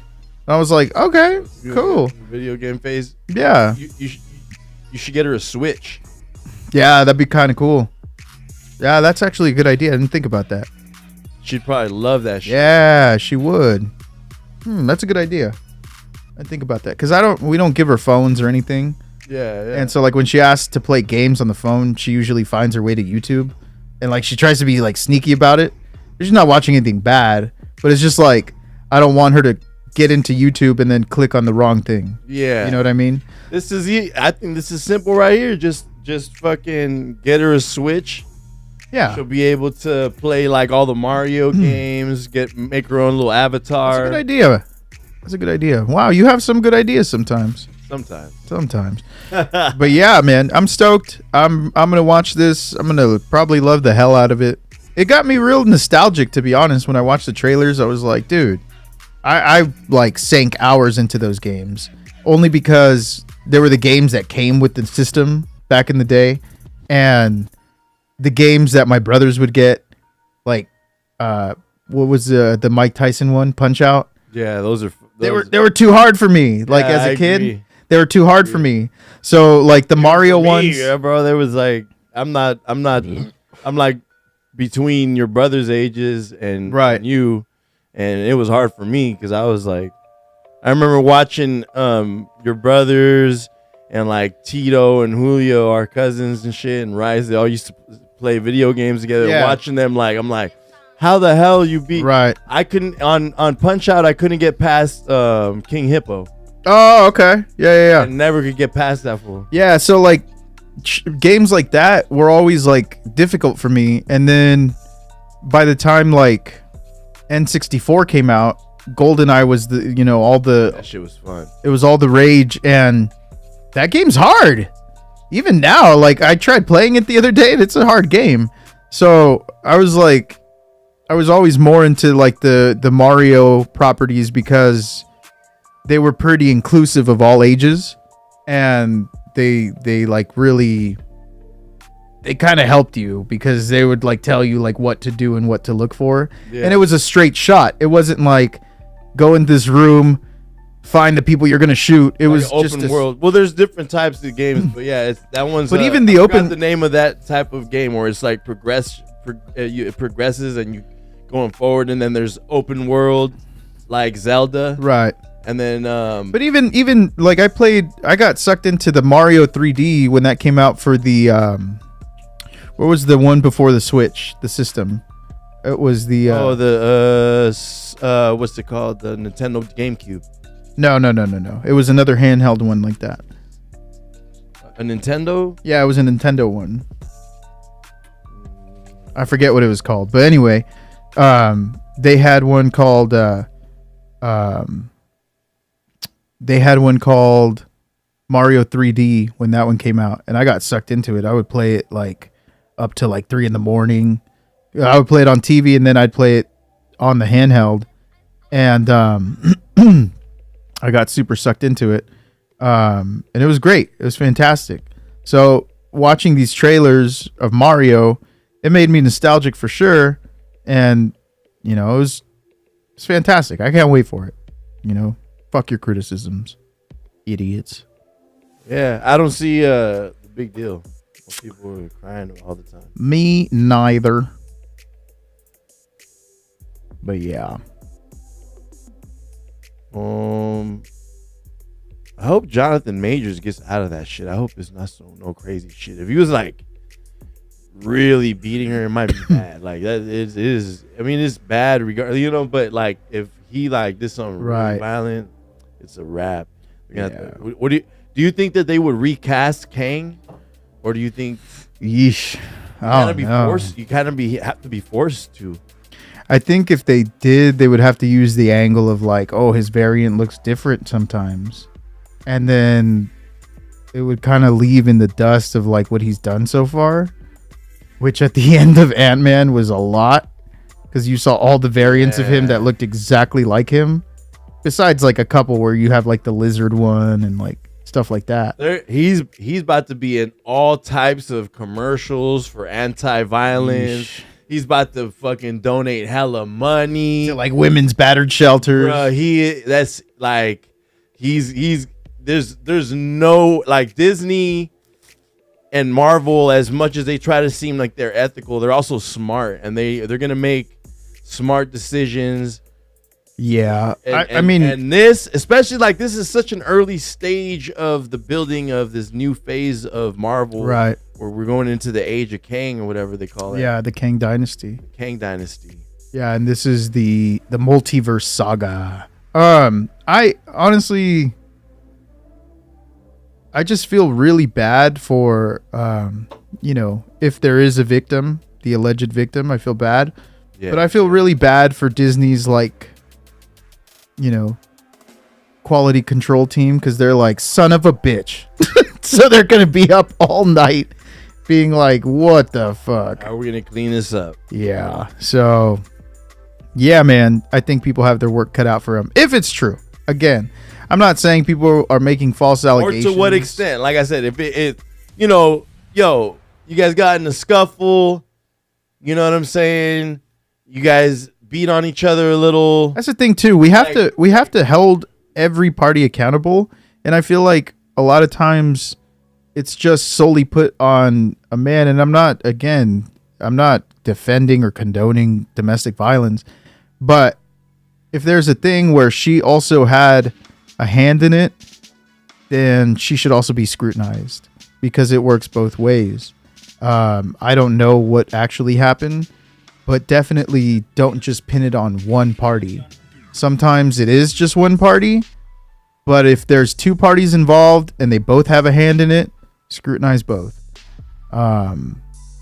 Very firm believer in that. Especially because even just an allegation, a lot of times for a man, that could ruin their entire life. You know what I mean? And that's not cool. You know? Well, yeah, it's like if you allegedly accuse somebody of diddling kids, you're always going to look at that person and be like, is he a kid diddler? Yeah, like, is he actually doing that? Even to have those types of allegations, like, right? You know, what something must have happened for them to accuse you of that. What if there's some truth to it? Yeah, so there's always going to be, that. I really hope nothing comes from this. I really hope they clear it up, because that would suck, man. Especially, it is early, but it's also kind of late in the game to recast. If we had just gotten the Loki finale, seeing him in that episode, and they recast, I'd be like, all right. But now we've seen him in Ant-Man, and he played a big role in Ant-Man. I would argue that that's his movie more than Ant-Man. Yeah. That's his movie. Like his prequel. Yeah. And so to have all of that immediately answered the question of, oh, well, if he's so powerful, where was he this whole time? Right. And to have a recast this early but late in the game, that would really ruin it for me. And honestly, I think that would be the downfall of Marvel, only because people would be like, what the fuck is this? Like, I thought he was our big bad. I think the situation, like I said, one, you're supposed to hate this man in the movie anyways. Right. And if it ain't bad, if it ain't some crazy shit, and I'm not saying that, again, this is very slippery slope because we're speaking about this, but if he didn't beat the living dog shit out of her, and it was, they're tussling, he's stronger than her, they fucking got in a fight as a couple or whatever, and but that's the thing too. We don't even know who this person is. Yeah, they just said a 30-year-old woman. Does she close know to him? His age, they probably know each other. Because he has a baby mama. He has a daughter. So I don't. Maybe for the sake of media, they're not, because he's pretty much a Disney asset, right? And you think the minute he called his lawyer, which is a more than likely Disney appointed lawyer, of course, he probably called his manager first, and his manager has this special lawyer that they use. They're gonna put things in the media a certain way because they know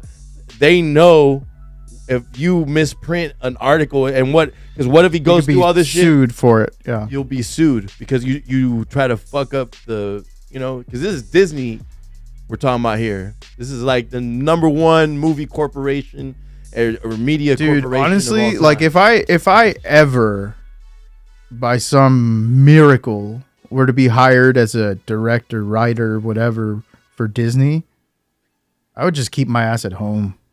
and just really not go anywhere. Buy a big ass home. That you can just seek inspiration from. And yeah, just walking around. and just Yeah, stay there I agree. because I would not want to be caught up in something like this, and I would just be recluse most of the time.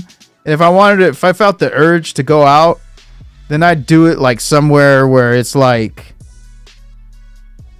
maybe like a foreign country where not a lot of people would know who I am. Well, the fucked up part about it is that the breaking news or, exposure moment is more popular than the retraction of, oh, this didn't really happen. He's actually innocent. Right. He got found innocent in court. That Right, type of because there's shit. always going to be those people who are like, oh no, they covered it up. And so the headline of that we just saw is always going to stick in people's head. It's like what we said. If somebody gets accused of diddling kids, you're always going to think that. There's got to be truth to it. So with this kind of situation, by saying, no, we cleared it up, nothing's wrong, they paid them off. Somebody did something. It's Disney we're dealing with. It's always going to be that sentiment. And there's never going to be a clear path to where he's going to be like, he's completely innocent. It's never going to be like that. Because now that's been put on the internet's written in ink. It's never going to go away. And there's always going to be those people who say, no, it was him. And the thing that I'm fearing is that more people see that because, again, movements that protect women, they're important, but they're also a floodgate that releases people who see an opportunity to do something. So, Well, that it's. I feel like more. and that's with every movement, not just women's movements. Right. But I feel more like, although I agree with that sentiment to a certain extent, I feel it's more that there's certain women that are going to fuck up the validity of how people feel and take these situations. Right. They're gonna fuck it up for women who are really going through shit. Yeah, which is and fucked up. that's the same thing with especially like I said. because women are throughout the duration of our history have been had to endure a certain amount of oppression, and for them to like in recent years gained a lot of traction and made a lot of movement, to have shit like this be like, yo, there's these women going around pressing false allegations, so people are gonna have that, and if there's somebody who's really something bad happened to them and they're coming out and discussing it, and in the back of your head, well, is it false? Imagine like if you really went through some shit and because of some fucking bitch who falsely accused somebody, people You're are not looking taking at serious. People are not necessarily not taking serious, but people They're are questioning questioning right away. Yeah. I wonder if this is true. Like Right. when before it's like, yo, you would only say this or accuse somebody of this if this is true, Right. not to get some money or Well, and that's why that. people get upset with different types of movements, including things like Black Lives Matter, because people use that as a scapegoat for damn near everything. And it's like, dude, you're trivializing the struggle and the real people who are being oppressed. Well, I think just in general, when times That's why I said, like with every movement, there's always going to be that fucking asshole that ruins it it. kind of fucks up the Yeah. fucks up the message and shit. It makes it it's crazy. Anyways, Let's hope that it's all. yeah, I want because he was such a fucking great actor. He is amazing, bro. Yeah, he really we is. need more Jonathan. And you haven't watched Creed, huh? I haven't. He's so good. Man, I already. It's funny because when he like, I've seen him in interviews and like things like that. He'll have like little hints where he's like, getting to like this little like influxes in his words where he'll be like, oh, that's right. But for the most part, the way he speaks is like a Shakespearean trained actor. He's like, thank you for having me, like blah, blah. Did you see when his middle school or high school it was like his middle school or high school drama teacher was on the what's it called? On the what? his drama teacher was on the like Ellen show or one of those shows and shit that he was on, and she came on and like was like telling him that she's proud of him and everything that he's done, and he like started crying and shit. Really? Yeah. You haven't seen that? Nah. Let's see it. But what I'm saying is that he speaks like a Shakespearean like actor, all like real proper, real stern. And then in Creed, he plays this like real like homie from the hood, and you believe it. You're like, oh yeah, he definitely grew up in the hood, and it's super believable. So I to me, like I'm just like, dude, he's a good actor. Like he's a great actor because he's making me believe things that aren't true. Like this, I mean, he didn't grow up poor, but he grew up in a like Christian household. His mom was like a preacher.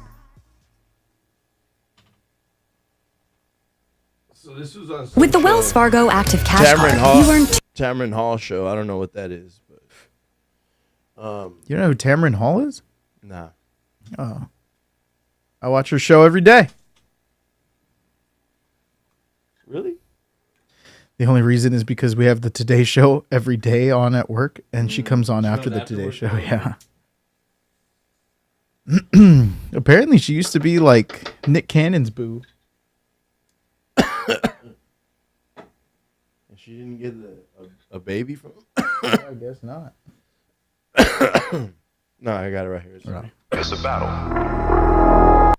In the book.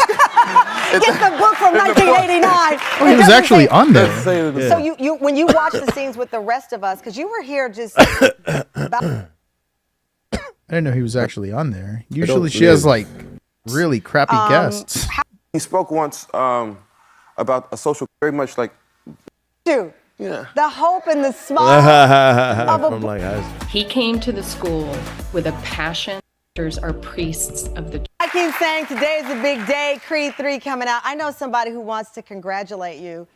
Your acting teacher from the University of North Carolina, Ashley Gates Jansen, joining us from Portland, Maine. Hi. He went to Juilliard Where's that? in New York. Oh shit. Juilliard School of Dramatic Acting. He says that he would jog from Queens to Manhattan to go to school. Queens to Manhattan. Fuck. Depending on what part of Queens, that's pretty far. Yeah, I don't know. So much for joining on this big day for our guy. I say our guy. I just met the man, but he's our guy because we're rooting for him. Me too. Thank you so much for having me on the show, Jonathan. I am so thrilled to see you. See, that's why I'm saying like this is kind of surprising news with. You know, Well, everybody that's like, dude, because this is what when I seen this interview, I was like, oh, he's like a really like. after he was on Jimmy Kimmel, he walked out the back and there was like a line of people, like long, like say from here to where your pool is, long, and he's signed everybody's stuff. He took every picture that they asked for. Then when he got to the end, he's all, okay, guys, I gotta go, and that was it. But he sat there, talked to people, engaged. It wasn't like he was just signing and move on to the next. Like people were asking him questions and he was responding, everything. And I was like, dude, like that takes like a certain kind of person, because most people are like, no, I don't want to do this. And like, he And just seems cool. just I mean, wanna I don't wish know you the him biggest personally, but he seems cool. congratulations on the premiere of Creed 3. I am so proud of you, and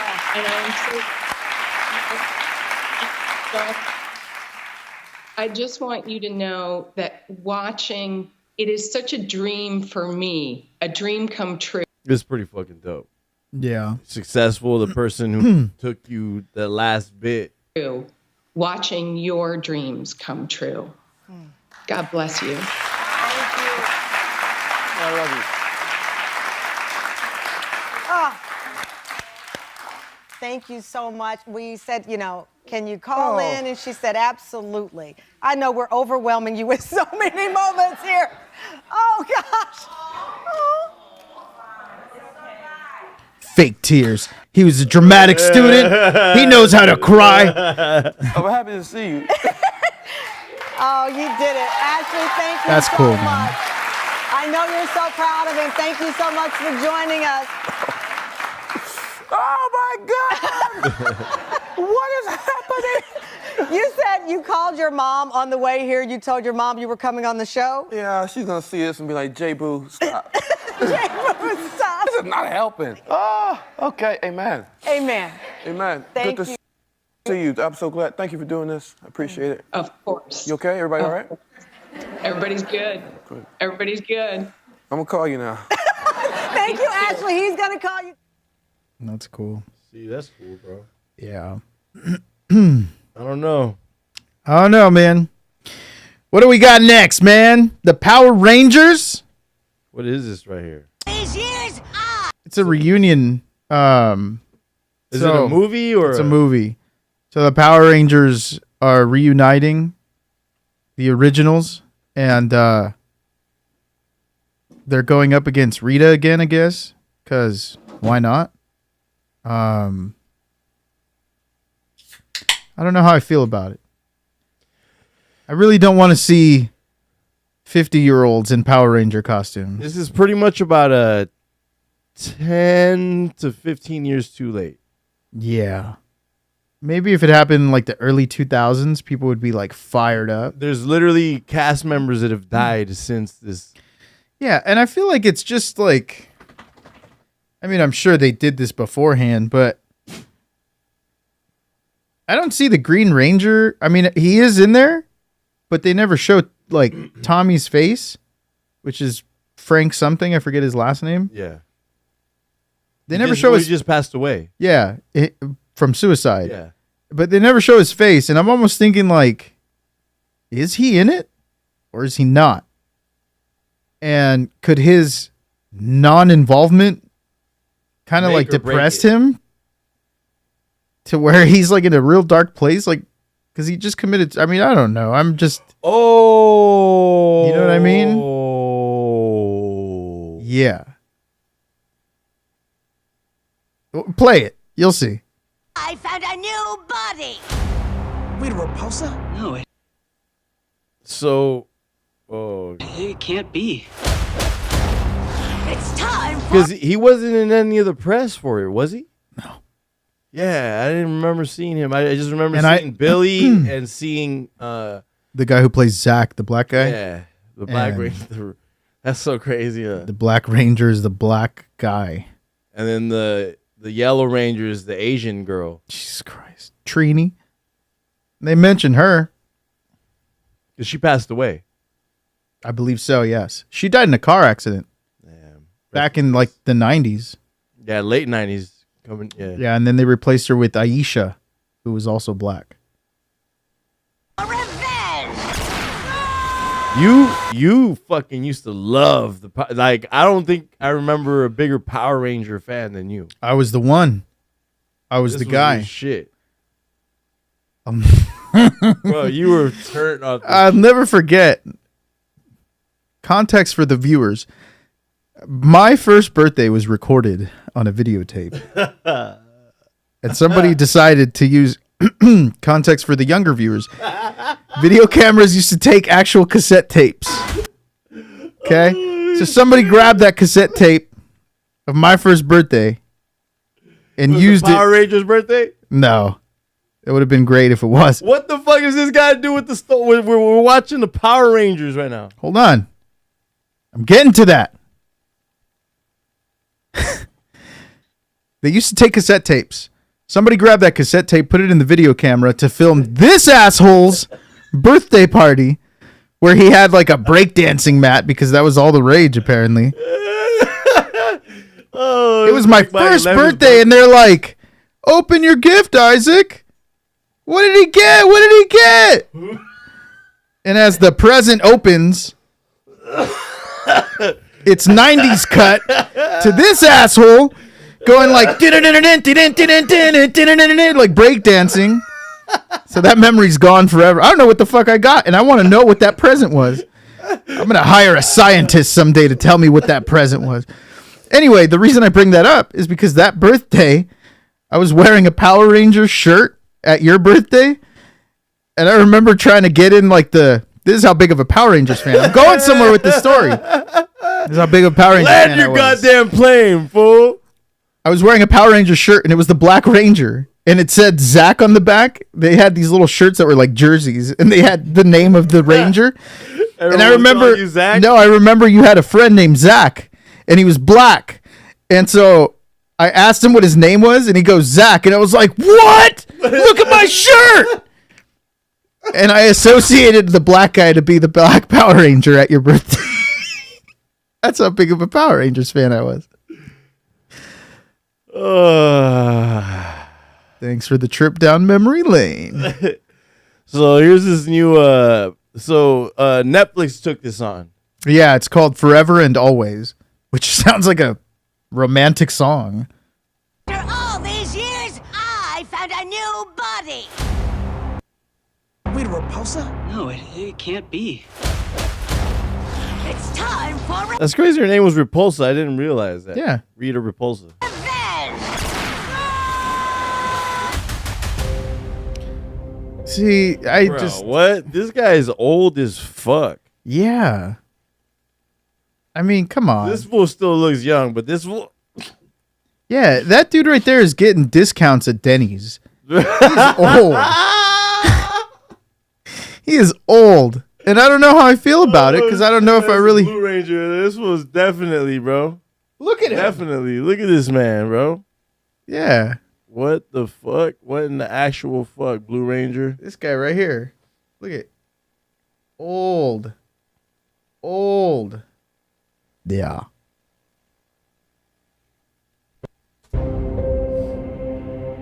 She killed Mom. We gotta destroy her. I mean, it's 2023. They could have Let us sort this out. filmed it a little better. Rita's creating a time portal. I'll kill you before Zorda makes you Rangers. We gotta make sure Rita isn't hurt. Well, here's the one thing, too. You gotta probably know that there is. You gotta probably assume that the story writing is a lot better than the actual shows. This is made in the style, it's probably shot stylistically in the way that the shows looks, but sure. Attention, Power Rangers! Get to your assigned stations now! Once a ranger, Rocky. Ranger. The second Red Ranger. Your move, Rangers. You want to fight? You found one. You got this. Good See, there's a Green Ranger right there. Now it's a reunion. Yeah, that really Messing with aged this me. place was a big mistake. The youth center. so that was Tommy. Was that the real Tommy? No, that wasn't Tommy. That was Rocky. Rocky was the Red Ranger? Yeah. I thought it was Tommy was a Green Ranger. Green Ranger. See, you don't see the Green Ranger except in that one shot. Do you think that they kept them out of the trailer because, or because we would have read some. Did you try to research to see if there was any articles about him being in the movie? Yeah, I didn't find anything. Which is weird though, because you would think that you would capitalize on that because he's pretty much everybody's favorite. So you'd be like, he just passed away. So sorry. That sucks. Hey, he's in our movie. Wouldn't you? I mean, that's what I would think. You don't think that they have like probably depends on the timing. Because maybe they all had a thing like where they couldn't talk about them being part of the movie, and they filmed a certain amount of scenes with him, and then he passed away in in that time. But I don't know, like we don't know about the timing because when was this filmed? I want to say a year ago. And he died about a year ago, right? I think he just died November 19th. I don't know, man. Is Jason David Frank in Power Rangers Once and Always? Let's see.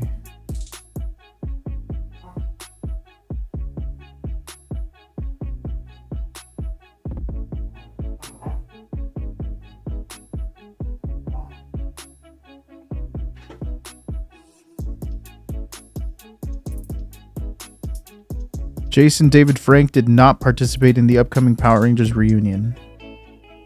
I wonder why. He probably asked for too much money. Maybe. And they had a certain budget. But yeah, it looks cheap. It doesn't look like hardcore. They're probably all trying to pay them all what they paid them. He was in the theatrical version of the reboot. Oh, that's cool. Yeah. He probably scoffed at this, like. Yeah, it was just a cameo, him and Kimberly. Amy Jo Johnson. They were like pedestrians in a scene. Oh, okay. So he didn't get to play the Green Ranger again. Oh no, definitely not. That was a weird one too. They made the Green Ranger like a girl, and she turned into Rita. It was weird. Strange. Yeah. I don't know. We'll see how it goes. I'm not, fanboying over it. It's not something that made me feel nostalgic or made me feel like, damn, I gotta watch that. It was something that I watched and I was like, why? It wasn't anything that I was like, damn, this is it. So, yeah. So we got this is coming out April 1st? No, It's April like 5th. Okay, I was about to say the first week of April for sure. This is the Air trailer featuring Ben Affleck and Matt Damon. 1984 has been a tough year. Our sales are down, our growth is down. Sonny, I brought you in here to grow the basketball business. People don't know what the hell a Nike is. I hope they casted. What's a Converse? NBA All-Star shoe. Damn, that's prior to this. It was Converse. It was a Chuck Taylor. That's fucking crazy. Cool about Nike. All those old school players that wore those, they must have had fucked up feet. Yeah, PF Flyers were like the upgrade. You would have to have a pretty compelling pitch. I can tell them the one thing the other companies can't compete with. Our basketball division is terrible. I do not love it.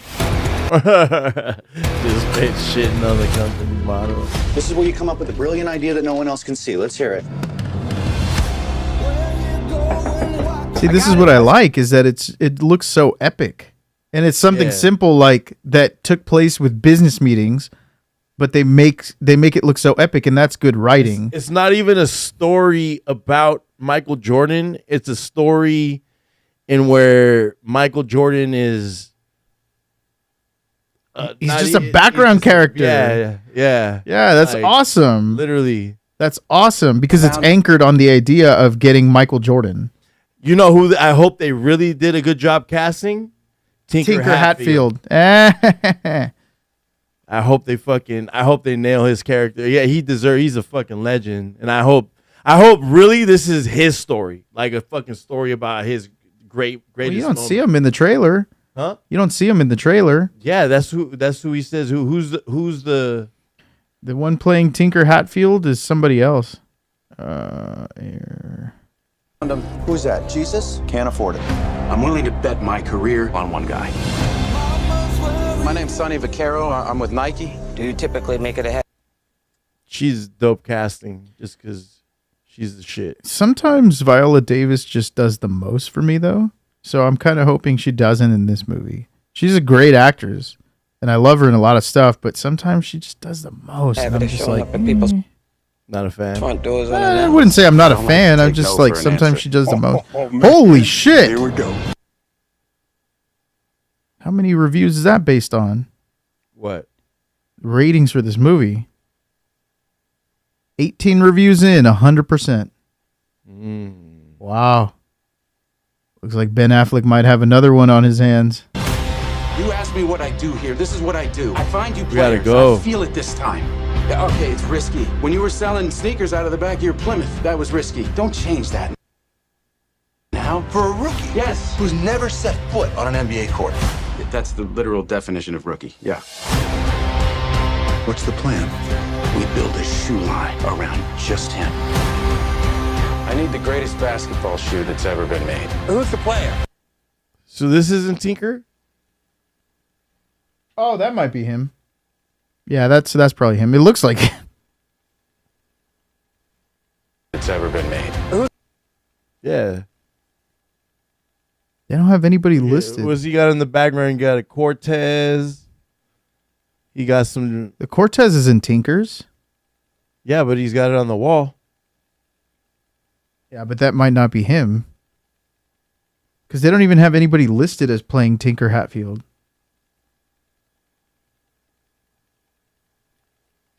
Because didn't Tinker Hatfield come in on the Jordan 3? No, Tinker Hatfield is. Yeah, he came in on the Jordan 3. Here, let me see. He didn't do the Jordan 1. I thought he did the first 3. No, he didn't do. The dude who did the dunks did the Jordans. He didn't do the first one, and then the reason that he got became something was because the second one got such poor reviews. Peter Moore. Yeah. Oh yeah, look at. Oh yeah. But see, Tinker Hatfield came in and revolutionized it with the 3, because 2 got horrible reviews, and he's the one that decided the elephant, print. That was Tinker Hatfield. Yeah. And that's what made Jordan stay with Nike. I'm sure they'll show a little something in there. Probably not, because this is the inception of the. Yeah, the true. That's insane. I just learned something right now. You taught me something. The only reason is because I watched a documentary on Tinker Hatfield. He's fucking sick. Yeah. Because I swear, my favorite Jordan, because it's so diverse, is the OG high The ones. one, yeah. This is my favorite. But you don't like mids? I got mids too, but I'm not a fan of those. It's just because of the fucking colorways. You can find so many colorways. They're really close to these, and it's almost like a dunk. But the lows are the worst. Besides the ones, which is it's like to me, ones, whether it's mids, lows, or highs, it's like buying a fucking Air Force One, but you could get it in different colors. Right. But it's better than the Air Force One. It's a Jordan 1. And then besides that, I like the 4s, which is Tinker, and then I like the 3s. I like the 3s a lot. The 4s just got a little more intricate on the design of the 3. I think I like the 3. I do. It just doesn't have the webbing of the 4s. That's pretty much it. The little side webbing. But I like the 3. Let me see. It's a more simplistic Oh, version of the 4. yeah. They're cool. Yeah. They're cool. I like those. Yeah, they're pretty dope. I love 5s. 5s are sick. Yeah, 5s too. I fucking love. And 5s. 6s just remind me. You just remind my pink shoes are 5s. I fucking love those. I love my 5s. I like 7s and I like 8s. 7s remind me a lot of the Fresh Prince. 6s and 7s, just because they have that bulky high look. And the 8s, the way that the 8s are they got the strap. You know what I mean? The strap that I can't picture the 8s right now. Let me see. The 8s. It's got the 2 straps that cross. Oh, I don't like those. I like those. I got some silver and black ones. I really like Jordan 11s. I think they're so sleek. 11s, okay. Yeah, like Space Jams. Yeah. Those are sick. Yeah, like the Concords. Yeah, I never liked the 14s. I thought those were people were killing themselves over them, and I'm those like, are too much. Yeah, those are too. That's when it started doing the most. I was over him, but the look of the ones, just because it's so nostalgic, it's like a Chuck Taylor to me. Right. When you look at the greatest shoes of all time, the Jordan 1s, the fucking Chuck Taylors, the Vans. Yeah. It's is in that realm of right. Wearable every day. It's just it's like a staple of pop culture. Yes. And the iconography of those shoes, that silhouette, will always be monumental. People copy it all the time. Oh yeah, for sure. But I like the 4s, I like the 7s, I like the 8s. I mean, when G Unit came out with shoes, they looked like that, just with the strap going over the laces. Yeah, they're pretty much like even their Air Forces, pretty much their Air Force highs without the strap. Yeah, and a little bit smaller sole. Yeah, because the sole on the Air Force is thick. But yeah, no, I mean, I'm stoked for this movie. I think it's just fascinating to take such a simple idea and expand it into what's probably going to be like a 2.5 hour drama. And those reviews already. Is that the runtime? 2.5 hours? I don't know. Michael Jordan. Your motor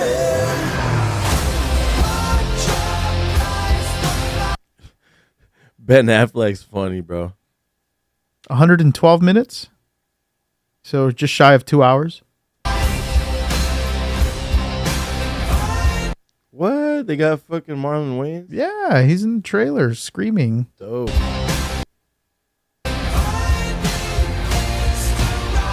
I love when comedians like that, when comedy actors, they start doing dramatic films. I love that. Yeah. I love that because you don't have to come in expecting like a fantastic performance. You're just like, damn, you just got thrust into this world of like drama when you're just like a silly, goofy bastard in every other movie. And then when you see them, like, it's the same thing when I saw Dave Chappelle in A Star Is Born. I was like, oh, that's sick. Because he comes at it with like such a serious, real performance. And it's almost like, oh, that's who you really are. You know, because everything else is a character. Yeah. And so I'm like, oh, wow, that's sick. You know, I've seen a comedian go on stage, make people laugh, then come backstage and was like having a whole mental breakdown about his marriage at home and his problems in his marriage and shit. And that shit made me think like, damn, you know, you kind of gotta. Have you ever watched the movie Funny People? With Adam Sandler and Seth Rogen? No? So a lot of people didn't like it. It got fantastic reviews. But a lot of people didn't like it because you see a lineup of Seth Rogen, Adam Sandler, Jonah Hill, Leslie Mann, a bunch of different cameos from comedians, and you're thinking, oh, this is going to be hilarious. And then you go watch it, and it's a drama piece about mental health. And they're all comedians. They're all stand-up comedians. But literally what you just described is what happens in the movie. Bro, like they're weird. They're up on stage and they're like making people laugh. And then they go, like, Adam Sandler basically plays himself because he's like this comedian who's made like a bunch of wacky movies throughout his career. So he's like poking fun at himself. And he like has everything. He's rich as fuck, everything, but he's like hella depressed. And then they tell him he has like terminal cancer. And so he's just like, fuck it. He's like, I don't care. So he hires Seth Rogen to write jokes for him because he just feels like he's stale after doing all these different wacky movies. He's like, I'm just kind of like washed out. So Seth Rogen plays his joke writer, which Seth Rogen, when he came to Hollywood, that's what he did. He used to write jokes for comedians. He's fucking sick. So it's basically like an autobiographical film. And it's fascinating because you're like watching this and you're like, that is literally how these people are. Like, that's how they are. If you know any comedians and shit that are like some of the best, it's like they deal with their mental health like by literally fucking going and right what's it called, self-deprecation. Yeah, I know. Yeah, pretty much shitting on themselves to make people laugh. Yeah, and at their expense, but it makes them happy because they know that they can. So it's funny too. Like, there's like a scene where he meets these girls and he takes them back to his place, and he tells Seth Rogen, he's like, I got the blonde. He's like, you got the brunette. And so they're like hanging out in this big ass mansion, and he goes and he like ends up hooking up with the chick. And then like Seth Rogen's like kind of like shy, like he don't really like hit on the chick. He's just like hanging out in the pool. And then like Adam Sandler comes and he's like, hey, I think your friend left her phone in here. You want to come help me find it? And then he like fucks that chick too. And it's like, damn, this guy's living the life. But then like he talks about it and he's like, I have like shitty dick game. He's like, I have a small penis. He's like, these bitches just want to fuck because I'm famous. And like he's just like all depressed because he knows like his life is empty. And I'm like, that's probably like really his life. Like now he has a family and everything, but I'm sure like when he was younger, that's probably how he felt.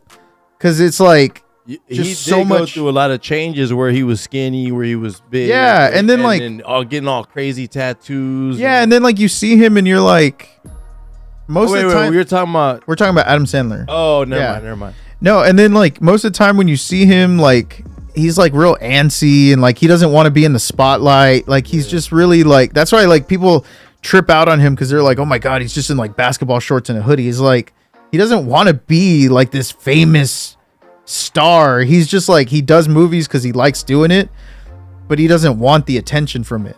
And you can really see it. And like, and they think that because he's funny in a movie, that's how he is in real life, or he's like that all the time. You know? Yeah. That's who he is when he's in his comfort zone. I'm telling you, you got to watch that movie. It's really good. And it's a real insight. Punch Drunk Love. That movie was so good. So good. And that's another one that he says is super personal. And I'm like, that's like the beginning of that genre being popular, I feel like. Yeah. When comedians started doing drama. Yeah. And you're watching it, and you're watching it with intention to try and seeing these fools like be funny, but they're not. Right. Like Everything Gotta Go by Will Ferrell. Oh, that one too. I feel like I was like waiting for him to be funny, but it was like, yeah, no, it was just like a movie. Yeah, and it was good. Yeah, it was cool. I liked it. Watched the whole shit. Like, I think Biggie's son was in that or something like that. Really? Yeah, he was the little black boy. I didn't even pay attention. But anyway, I think a lot of times, yeah, people think like, oh yeah, you know, it's Adam Sandler, it's gonna be hilarious, and it's like they have range, they can do other things. And I think that's what people don't really understand, is that just because they're rich and famous doesn't mean like, I mean, I'm sure it helps, but doesn't mean that all your problems just go away. Like, you still deal with shit on the daily. These people are people, you know what I mean? So that movie right there, really, like, I really, really like it. And I rewatch it a lot because I'm like, dude, like, this is real. Like, this isn't your typical, like, oh, rich and famous is awesome. And, you know, that message is everywhere. But this one really strikes a chord because these people are funny people. That, you know, the title of the movie, they're funny people.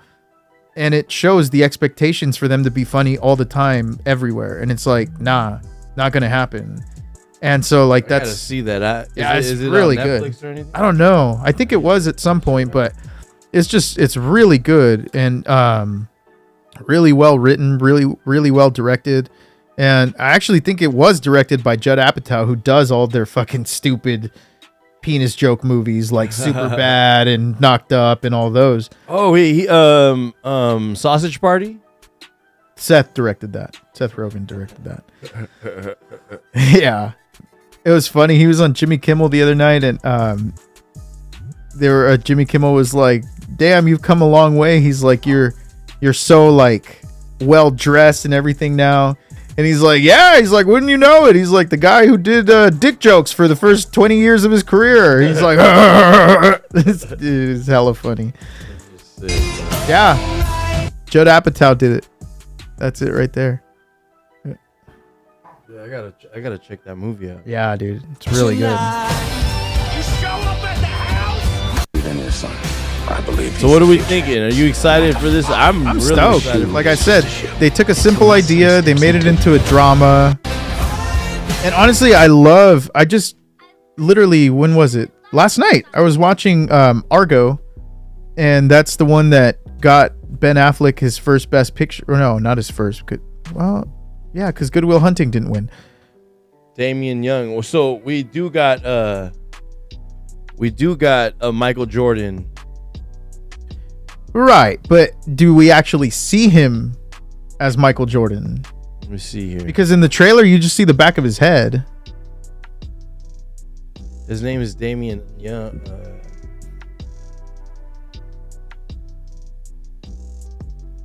You should do Damian Young Air.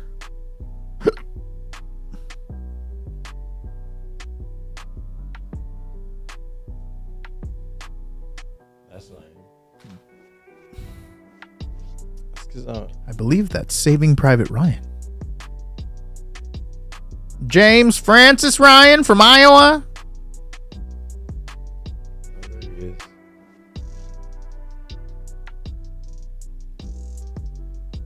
That looks nothing like Michael. We haven't seen him bald. And then It's he the wasn't bald. face.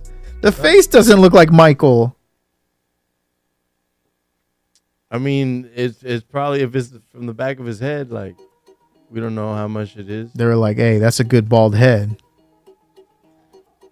I don't think he was bald at the beginning. He had his He had a little bit of hair He had on. a flat top, I think. Yeah. His rookie year?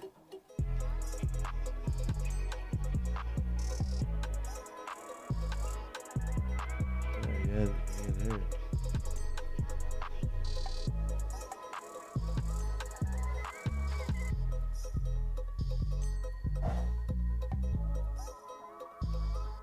Back in the 1900s. That's crazy too that they came out with a shoe like that, because if you saw like most athletes, they're rocking either black or white kicks, and they came out with a red and white and black shoe. That was a bold choice to match his Chicago Bulls uniform. So that's kind of crazy that, you know, they took that. Oh yeah, he did.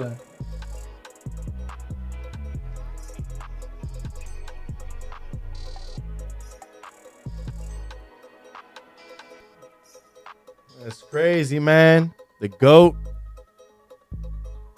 I just learned that Macklemore has a Jordan shoe. Yeah. Macklemore has the Jordan shoe. What's the other white desert rapper? one? It's the cactus and the clay or something like that. What's the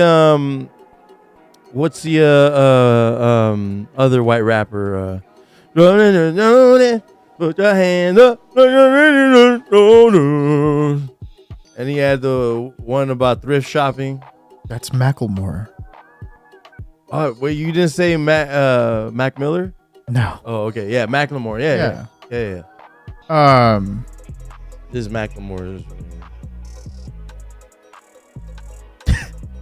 Macklemore was on Lil Dicky's show, and there's like a kid that passes away, and they're like, yeah, the desert and the clay, or the cactus and the clay. It's cool. It's not anything special, but it wasn't released. That's why it's so expensive.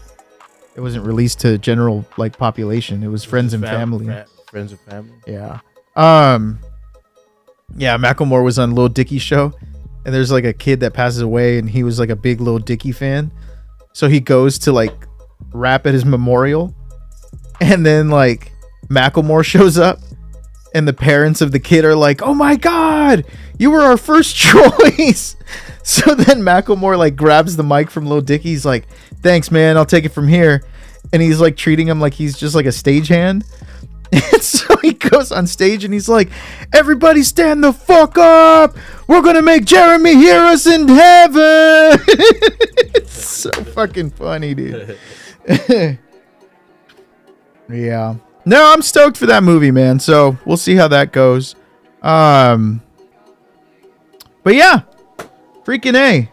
I think we've gone on long enough here. Hold on, you wanted to talk about one last thing. What? Which was about if I've just been seeing a lot of you were asking if Disney has been if Star Wars has been too Disneyfied. Yeah, I've been seeing a lot of comments. So the viewer numbers came out for The Mandalorian, and they're not up to par of what Disney wanted. They're lower than the premiere of Book of Boba Fett. Really? Yeah. How? Because what I think is that a lot of people are waiting to binge it. They don't like the weekly release, which is what our cousin Rice is doing. He's like, I just want to binge it, which I understand. But to me, I love weekly releases. Builds anticipation. Yeah, it builds the anticipation. Rewarding. And then throughout the week, I spend my time watching different theory videos, breakdowns, things like that. It makes for a really rich and rewarding experience. Who's your favorite theory, and so people could know who as a reference? Who do I watch? Yeah, like what's your favorite? Like Eric Voss from New Rockstars. He's the GOAT. I like watching his breakdown. He's the GOAT, and he just started a new channel called The Deep Dive. If you haven't checked it out, if you've never checked out New Rockstars, start with The Deep Dive. He just did one on Back to the Future, and it was fucking incredible. So he does the videos with New Rockstars. He basically is New Rockstars, but he just started his own channel called The Deep Dive, where he gets like really into the mechanics of a movie. He did one for John Wick, and he was talking about the rules of that world. And it's like the stuff that he points out, I'm like, dude, I should have noticed that. Why didn't I notice like stuff like that? It's not just Easter eggs. He's showing you how the mechanics of something works. Like why you might not see a certain the Pablo Hidalgo type shit. Yeah, and so I was just kind of like watching that, and I was like, dude, this makes things more rewarding. And yeah, he does the breakdowns, which are cool. Like, I love them. I watch them, every day. But the deep dive is just like film. It's like film analysis and film theory. I feel like I'm like in a class, and it makes everything so much more rewarding. And yeah, Eric Voss, man, by far, he's probably my favorite. How do you like? How do you think he watches movies? He must have like a really big TV. He did a live stream the other day, and he was showing like his process, and he was showing like how he watches stuff, and he watches them on his laptop because he has to constantly pause and look closely at things. And he's like, with my laptop, I can screenshot stuff and kind of like tweak the image and enhance it so I can make things out a little bit better. So he watches them like that. When he goes to the movies, he gets press screeners. So he watches like the press showings at the movies. Like usually it's the premieres, but if not, it's like a press showing. And then he'll rent out a theater. Like New Rockstars pays for him to rent out a theater, and he like works it out with the projectionist to have him stop the movie when he needs it stopped. And I'm like, holy shit, that's like a different level. That's different. Yeah. So like he really gets into it, and he does his homework, man. Like he really is like a smart guy. I've got the most information from watching his videos. 100%. Other 100%. The reason I just don't like other channels, like I've tried watching other channels, and he's just straight to the point. He's gonna talk to you, and obviously he does it in an entertaining way. But like there's other people who are like intercutting with like clips to be funny and like this and that, and like just doing like terrible jokes. He just kind of gets down to the point, and he just keeps it going, and it flows, and it does it really well. It's all information. It's all information. And I think my second favorite is I think his name's Ryan from Screen Crush. And he's really good too.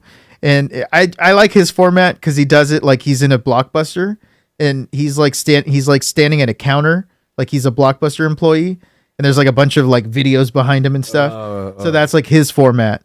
And so he does that, and he's really good too with his breakdowns. So those two are my favorite, but by far Eric Voss, like he knows his shit. I wish Christian Harloff would have gotten like kept going, and he still does it. He does. He just posted his instant reaction to John Wick, but I don't know. He's gotten like ever since he left Jedi Council, he's gotten like real cynical in his like reviews. Like he was like negatively talking about John Wick, and then he's like, I'm not bashing the movie, but like this and that. And I was like, you never used to be like that. You used to have like excitement, and like you used to be like all like in. And now he's just kind of like, all right, let's talk about this, people. Blah, blah, blah. I'm like, you're not enjoyable. He probably feels like it's like looking down on people because he got to see it first, so he wants to be the first to give it. That's kind of how it feels, to be honest. Like he wants to be the first to give it a bad review. And then another guy that you should watch, and you guys should watch.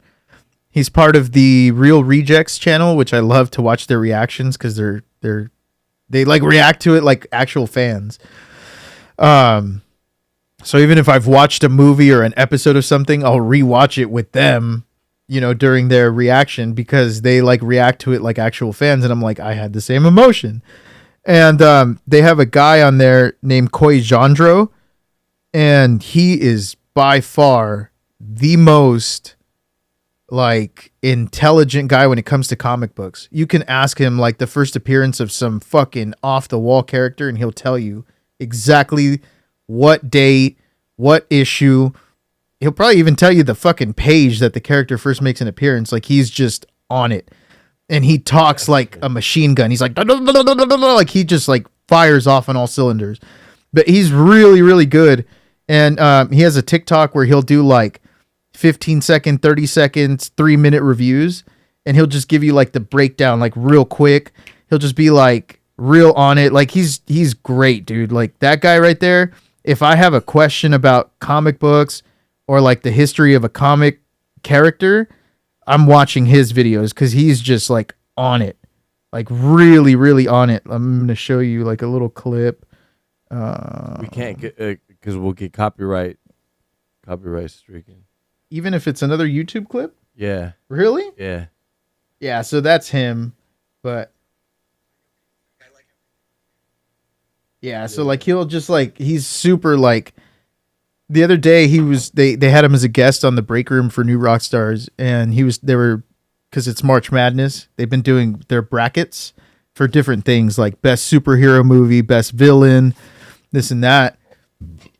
And when they were doing the best superhero movie, Spider-Man 2 came up and Batman 1989 came up. And he's like, everybody's favorite, least accurate comic book representations. And then he's like, I have a hot take. Every time they said something like about the winner of a bracket, he'd be like, I have a hot take. The reason blah, blah, blah, blah. And like he got into this crazy thing. And you could tell the other hosts were like kind of pissed because they're not as knowledgeable. But they like, don't know how to disprove his exactly. So like the things that he says, because they'll be like, oh, Logan's a better movie because like it's so dark and edgy, and he'll be like, all right, he's like, I have a hot take. The reason Logan is like blah blah blah, and he like starts like refuting everything they've said, and he's like, it just doesn't hit. He's like, what kind of comic book character would ever say that they're in a comic book because blah blah blah, and like he just goes off, and they're like, okay, I guess Koi's right, and so like he's super knowledgeable. But like I have my tight knit group of people that I watch. Because the information they give, they always like, first of all, they want the experience for people. They're always super anti-spoilers. You'll never find a spoiler on their channel unless the embargo's lifted and they tell you like on the thumbnail, spoilers. Even when the video starts, they're like, go away for like the first 2 minutes because they like want the experience for people. And that's why I really like them. They really believe in the cinematic experience. They're always telling people, just go watch it in theaters. It might change your perception of like a movie if you didn't like it on video, which oftentimes it does. It's like live music. You may not be a fan of an artist, but when you watch it in concert, you're like, holy shit, that hits. Different. It's different. So they're believers in that. I'm a big believer in that. So New Rockstars, Screen Crush, and Koi Jandro. Those are my guys. Dope. Shout out to them. Yeah, man. So going back to this Star Wars thing, what do you think the big problem is with the whole like is being too Disneyfied? Yeah, so people have been complaining again, the viewership. I think a lot of people are waiting to binge, which I think Disney should account for that. Mathematically their accountant should make up a fake number and say this X number right here accounts for all the people waiting to binge. Which, because I'm sure there's a lot of people don't like to wait. Yeah. So I think they should throw that into the equation. But then there's a lot of people that I've been seeing complaining because I follow a bunch of different, chats and this and that based on Star Wars.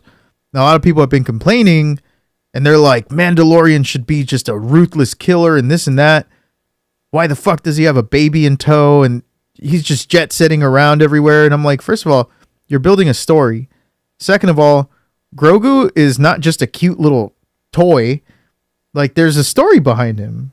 And we saw that with the latest episode. It's expanded, I saw this thing too that said that they chose his name so they can do a story about him at fucking 800 years old and it still resonate the same and him not be, he's like, I think it was Filoni that was like, if we would have chose, it was Jon Favreau. He's like, if we would have chose a cute name like something cute, right? Like a Korg or whatever, then it wouldn't have resonated the same because it would be embarrassing to look at. He wouldn't be able to be serious. Can you imagine if they named him like 700? If they named him like Yopi? And it's like an old ass warrior, and it's like, who are you? Like 700 years, because they intend to go through different time. Grogu sounds like it could be a kid's name and an older elder fucking like Jedi, ancient Grogu. Yeah, he's like the oldest Mandalorian. I just noticed that too. Imagine that he's gonna be the oldest Mandalorian. At one point, he's gonna be the oldest Mandalorian, and he's gonna be the oldest Jedi. Dude, when he got the little signet that they put on his chest, I was like, oh, that's so sick. But yeah, I don't know. I love the new fucking season. I fucking love it, dude. I do too. I fucking love it. I do too, and it's gotten the worst reviews from. How? I mean, they're not horrible. They're at it sits at 89%. And the other one's got like 90 something. It has not changed pace since the first episode ever. You want to know why I think it's being rated like that and people are complaining? Is because with the previous 2 seasons, and somebody pointed this out, you get episodic stories to where, like, even when they go rescue that Twi'lek, remember when they get with the guy from Sons of Anarchy? Yeah. That's a self-contained story. And it's over in one episode. And people are like, yeah. And this is a story that's connected over multiple episodes. So it's slow burning intrigue like WandaVision was. And people don't like that. You're not getting an immediate, like, satisfactory answer. Right. But it is, I mean, this last one, they fucking went and found that fucking kid and brought him back. Right. But then you still have the continuation of Bo-Katan talking about the Mythosaur.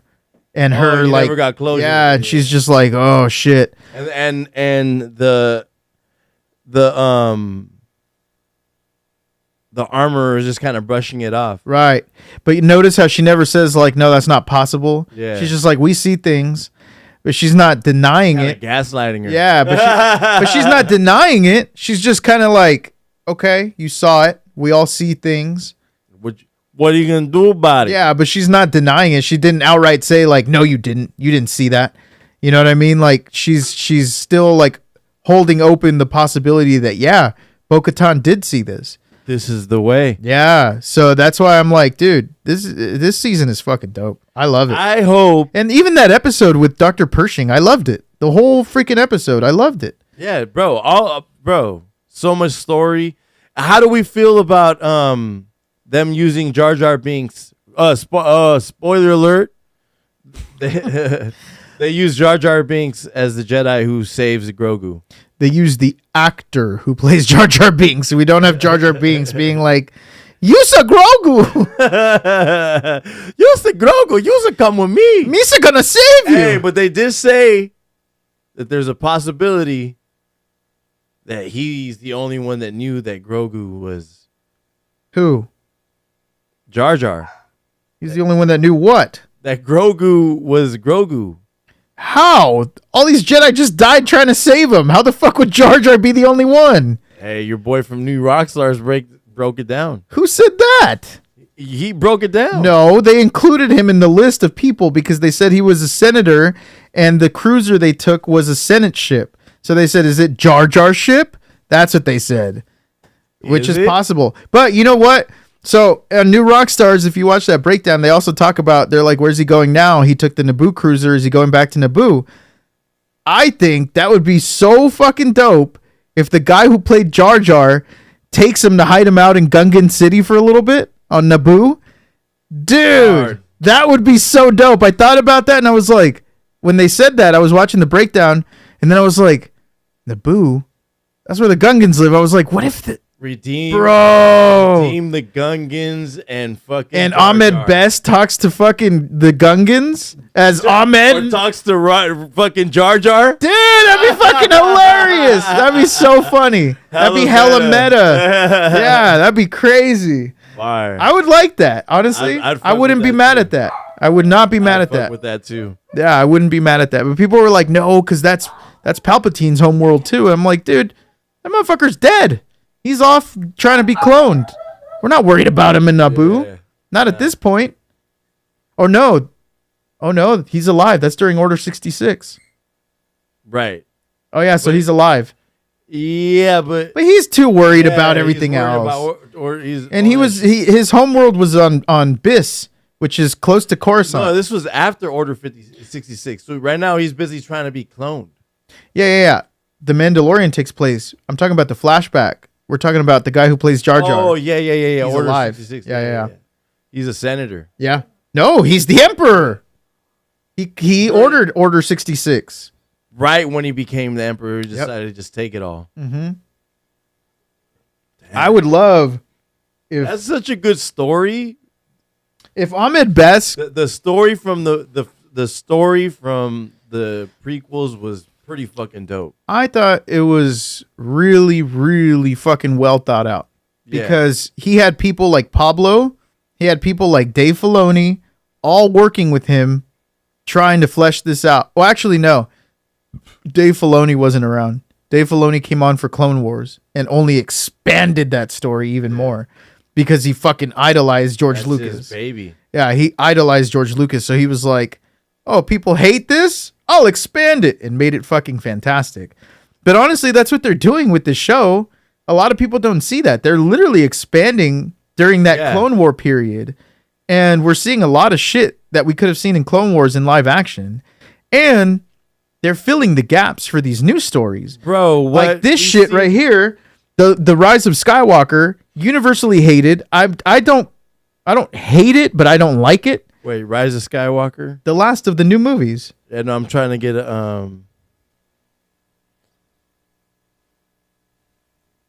Anyway, universally hated. Again, I don't hate it, but I don't like it. It's not my favorite. It's not something that I'm like, oh, hell yeah, like I want to watch that again and again. However, look at what they're doing. They're filling in the gaps for all those plot holes. Because what answer do we get in The Rise of Skywalker? When he's like, somehow Palpatine returned. And that was it. And then you get this fucking guy from Lord of the Rings that's like, oh yeah, dark cloning, dark magic. And it's like, what? Why don't you open the image in a new tab so it could be the whole screen? Oh. Boom. But yeah, the explanations for Palpatine returning were stupid because it was a one-word Mando's thing. pretty much like a Band-Aid. Yeah, because look at when Dr. Pershing is in front of all the people on Coruscant, he's literally explaining that his mom was dying. She needed a new heart.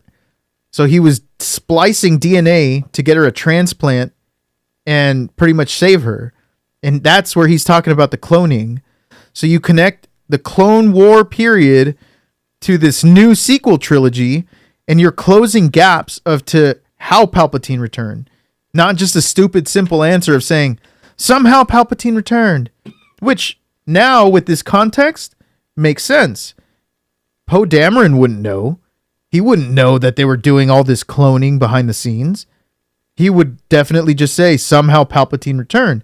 But when we're getting explanations like this, it's what George Lucas did with the prequels. He went back and said, this is how this happened. Here you go. They're like clones. What clones are they getting? Well, yeah, so now going and finding the strongest Jedi. How was he able to stay alive? All that. Well, they were able to go find the strongest fucking Jedis and use their blood that has midichlorians that you motherfuckers made fun of. That's why they wanted Grogu so bad because they called it an M count in season 1. His M count is off the charts, which I'm fine with. I don't care, but that's what it is. They're after the midichlorian blood to use to clone Palpatine. And the Mando show just fits so perfect into that whole scheme of things.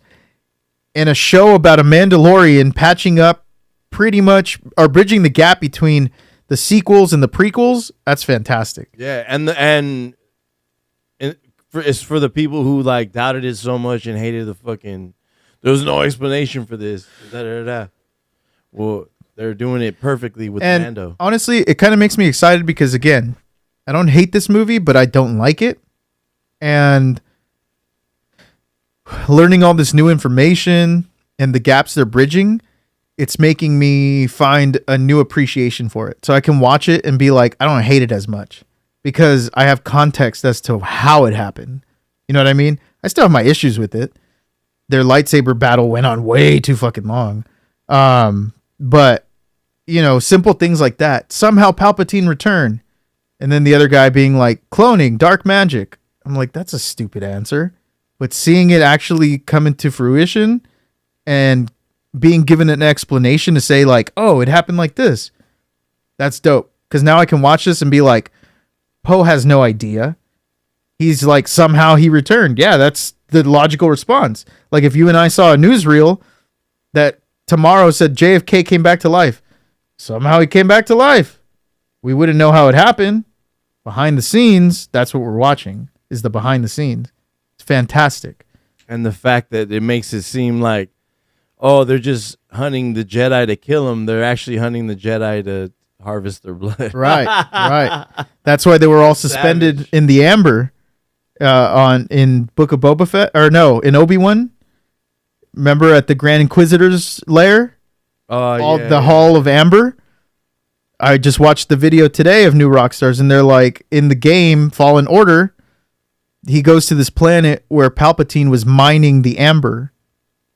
And you're like, when you play the game, you're like, why was he mining amber? All right, cool. It's just in the video game.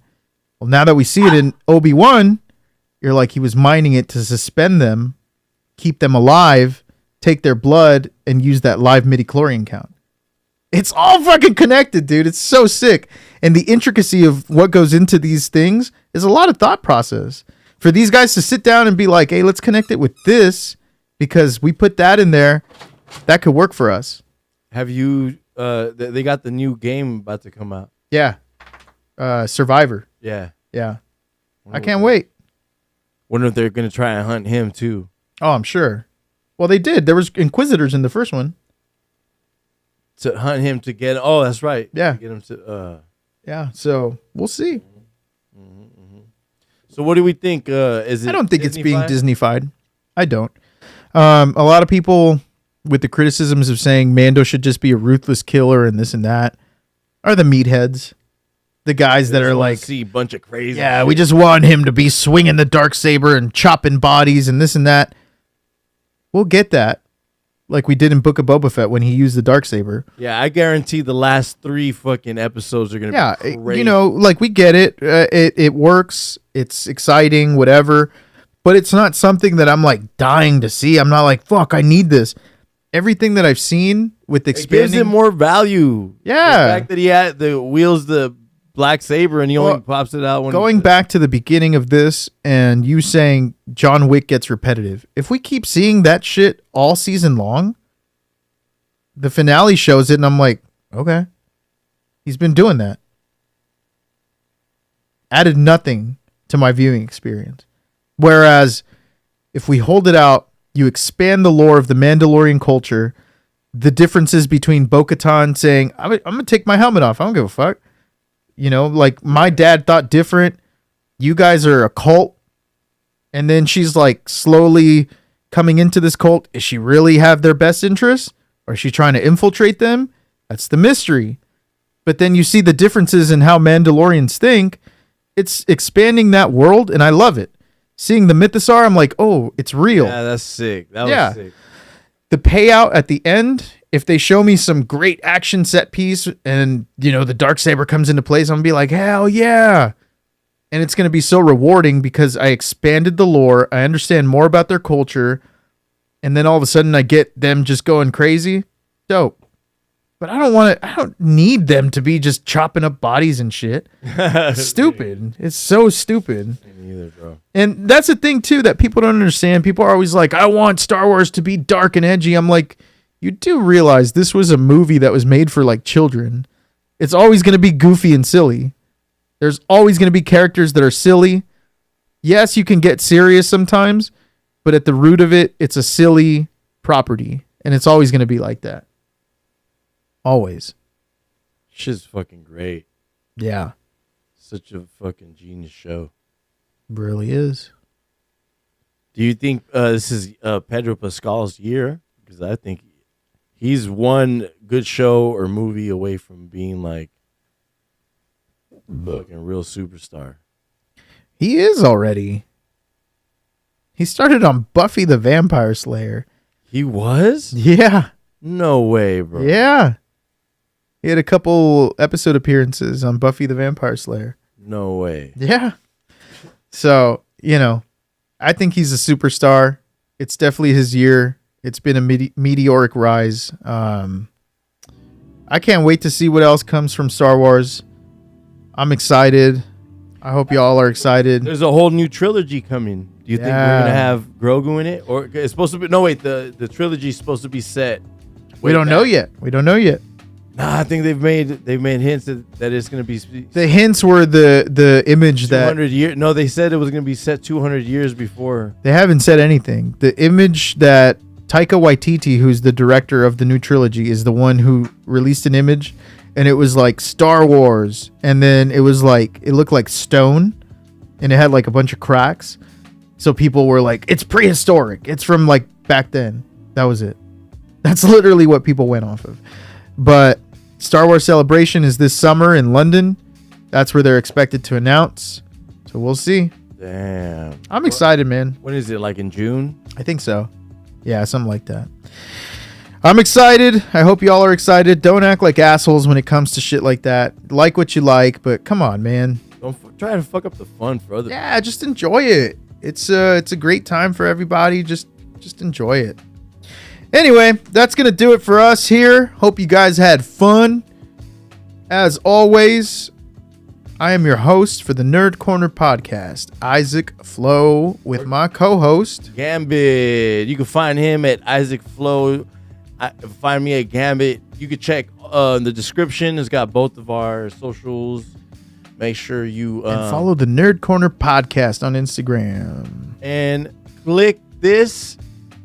Click the like button. Leave a like. Subscribe. Hit the notification bell. Send it to your grandparents. And you might have to call them and help them because old people aren't great with technology. But, you know, gives you an excuse to call your grandparents. Send it to them. Anyway, that's going to do it for us, guys. Hope you guys had fun. Hope you guys agree and disagree with everything we said because disagreeing is more fun, creates topic and debate, and that's obviously what we want.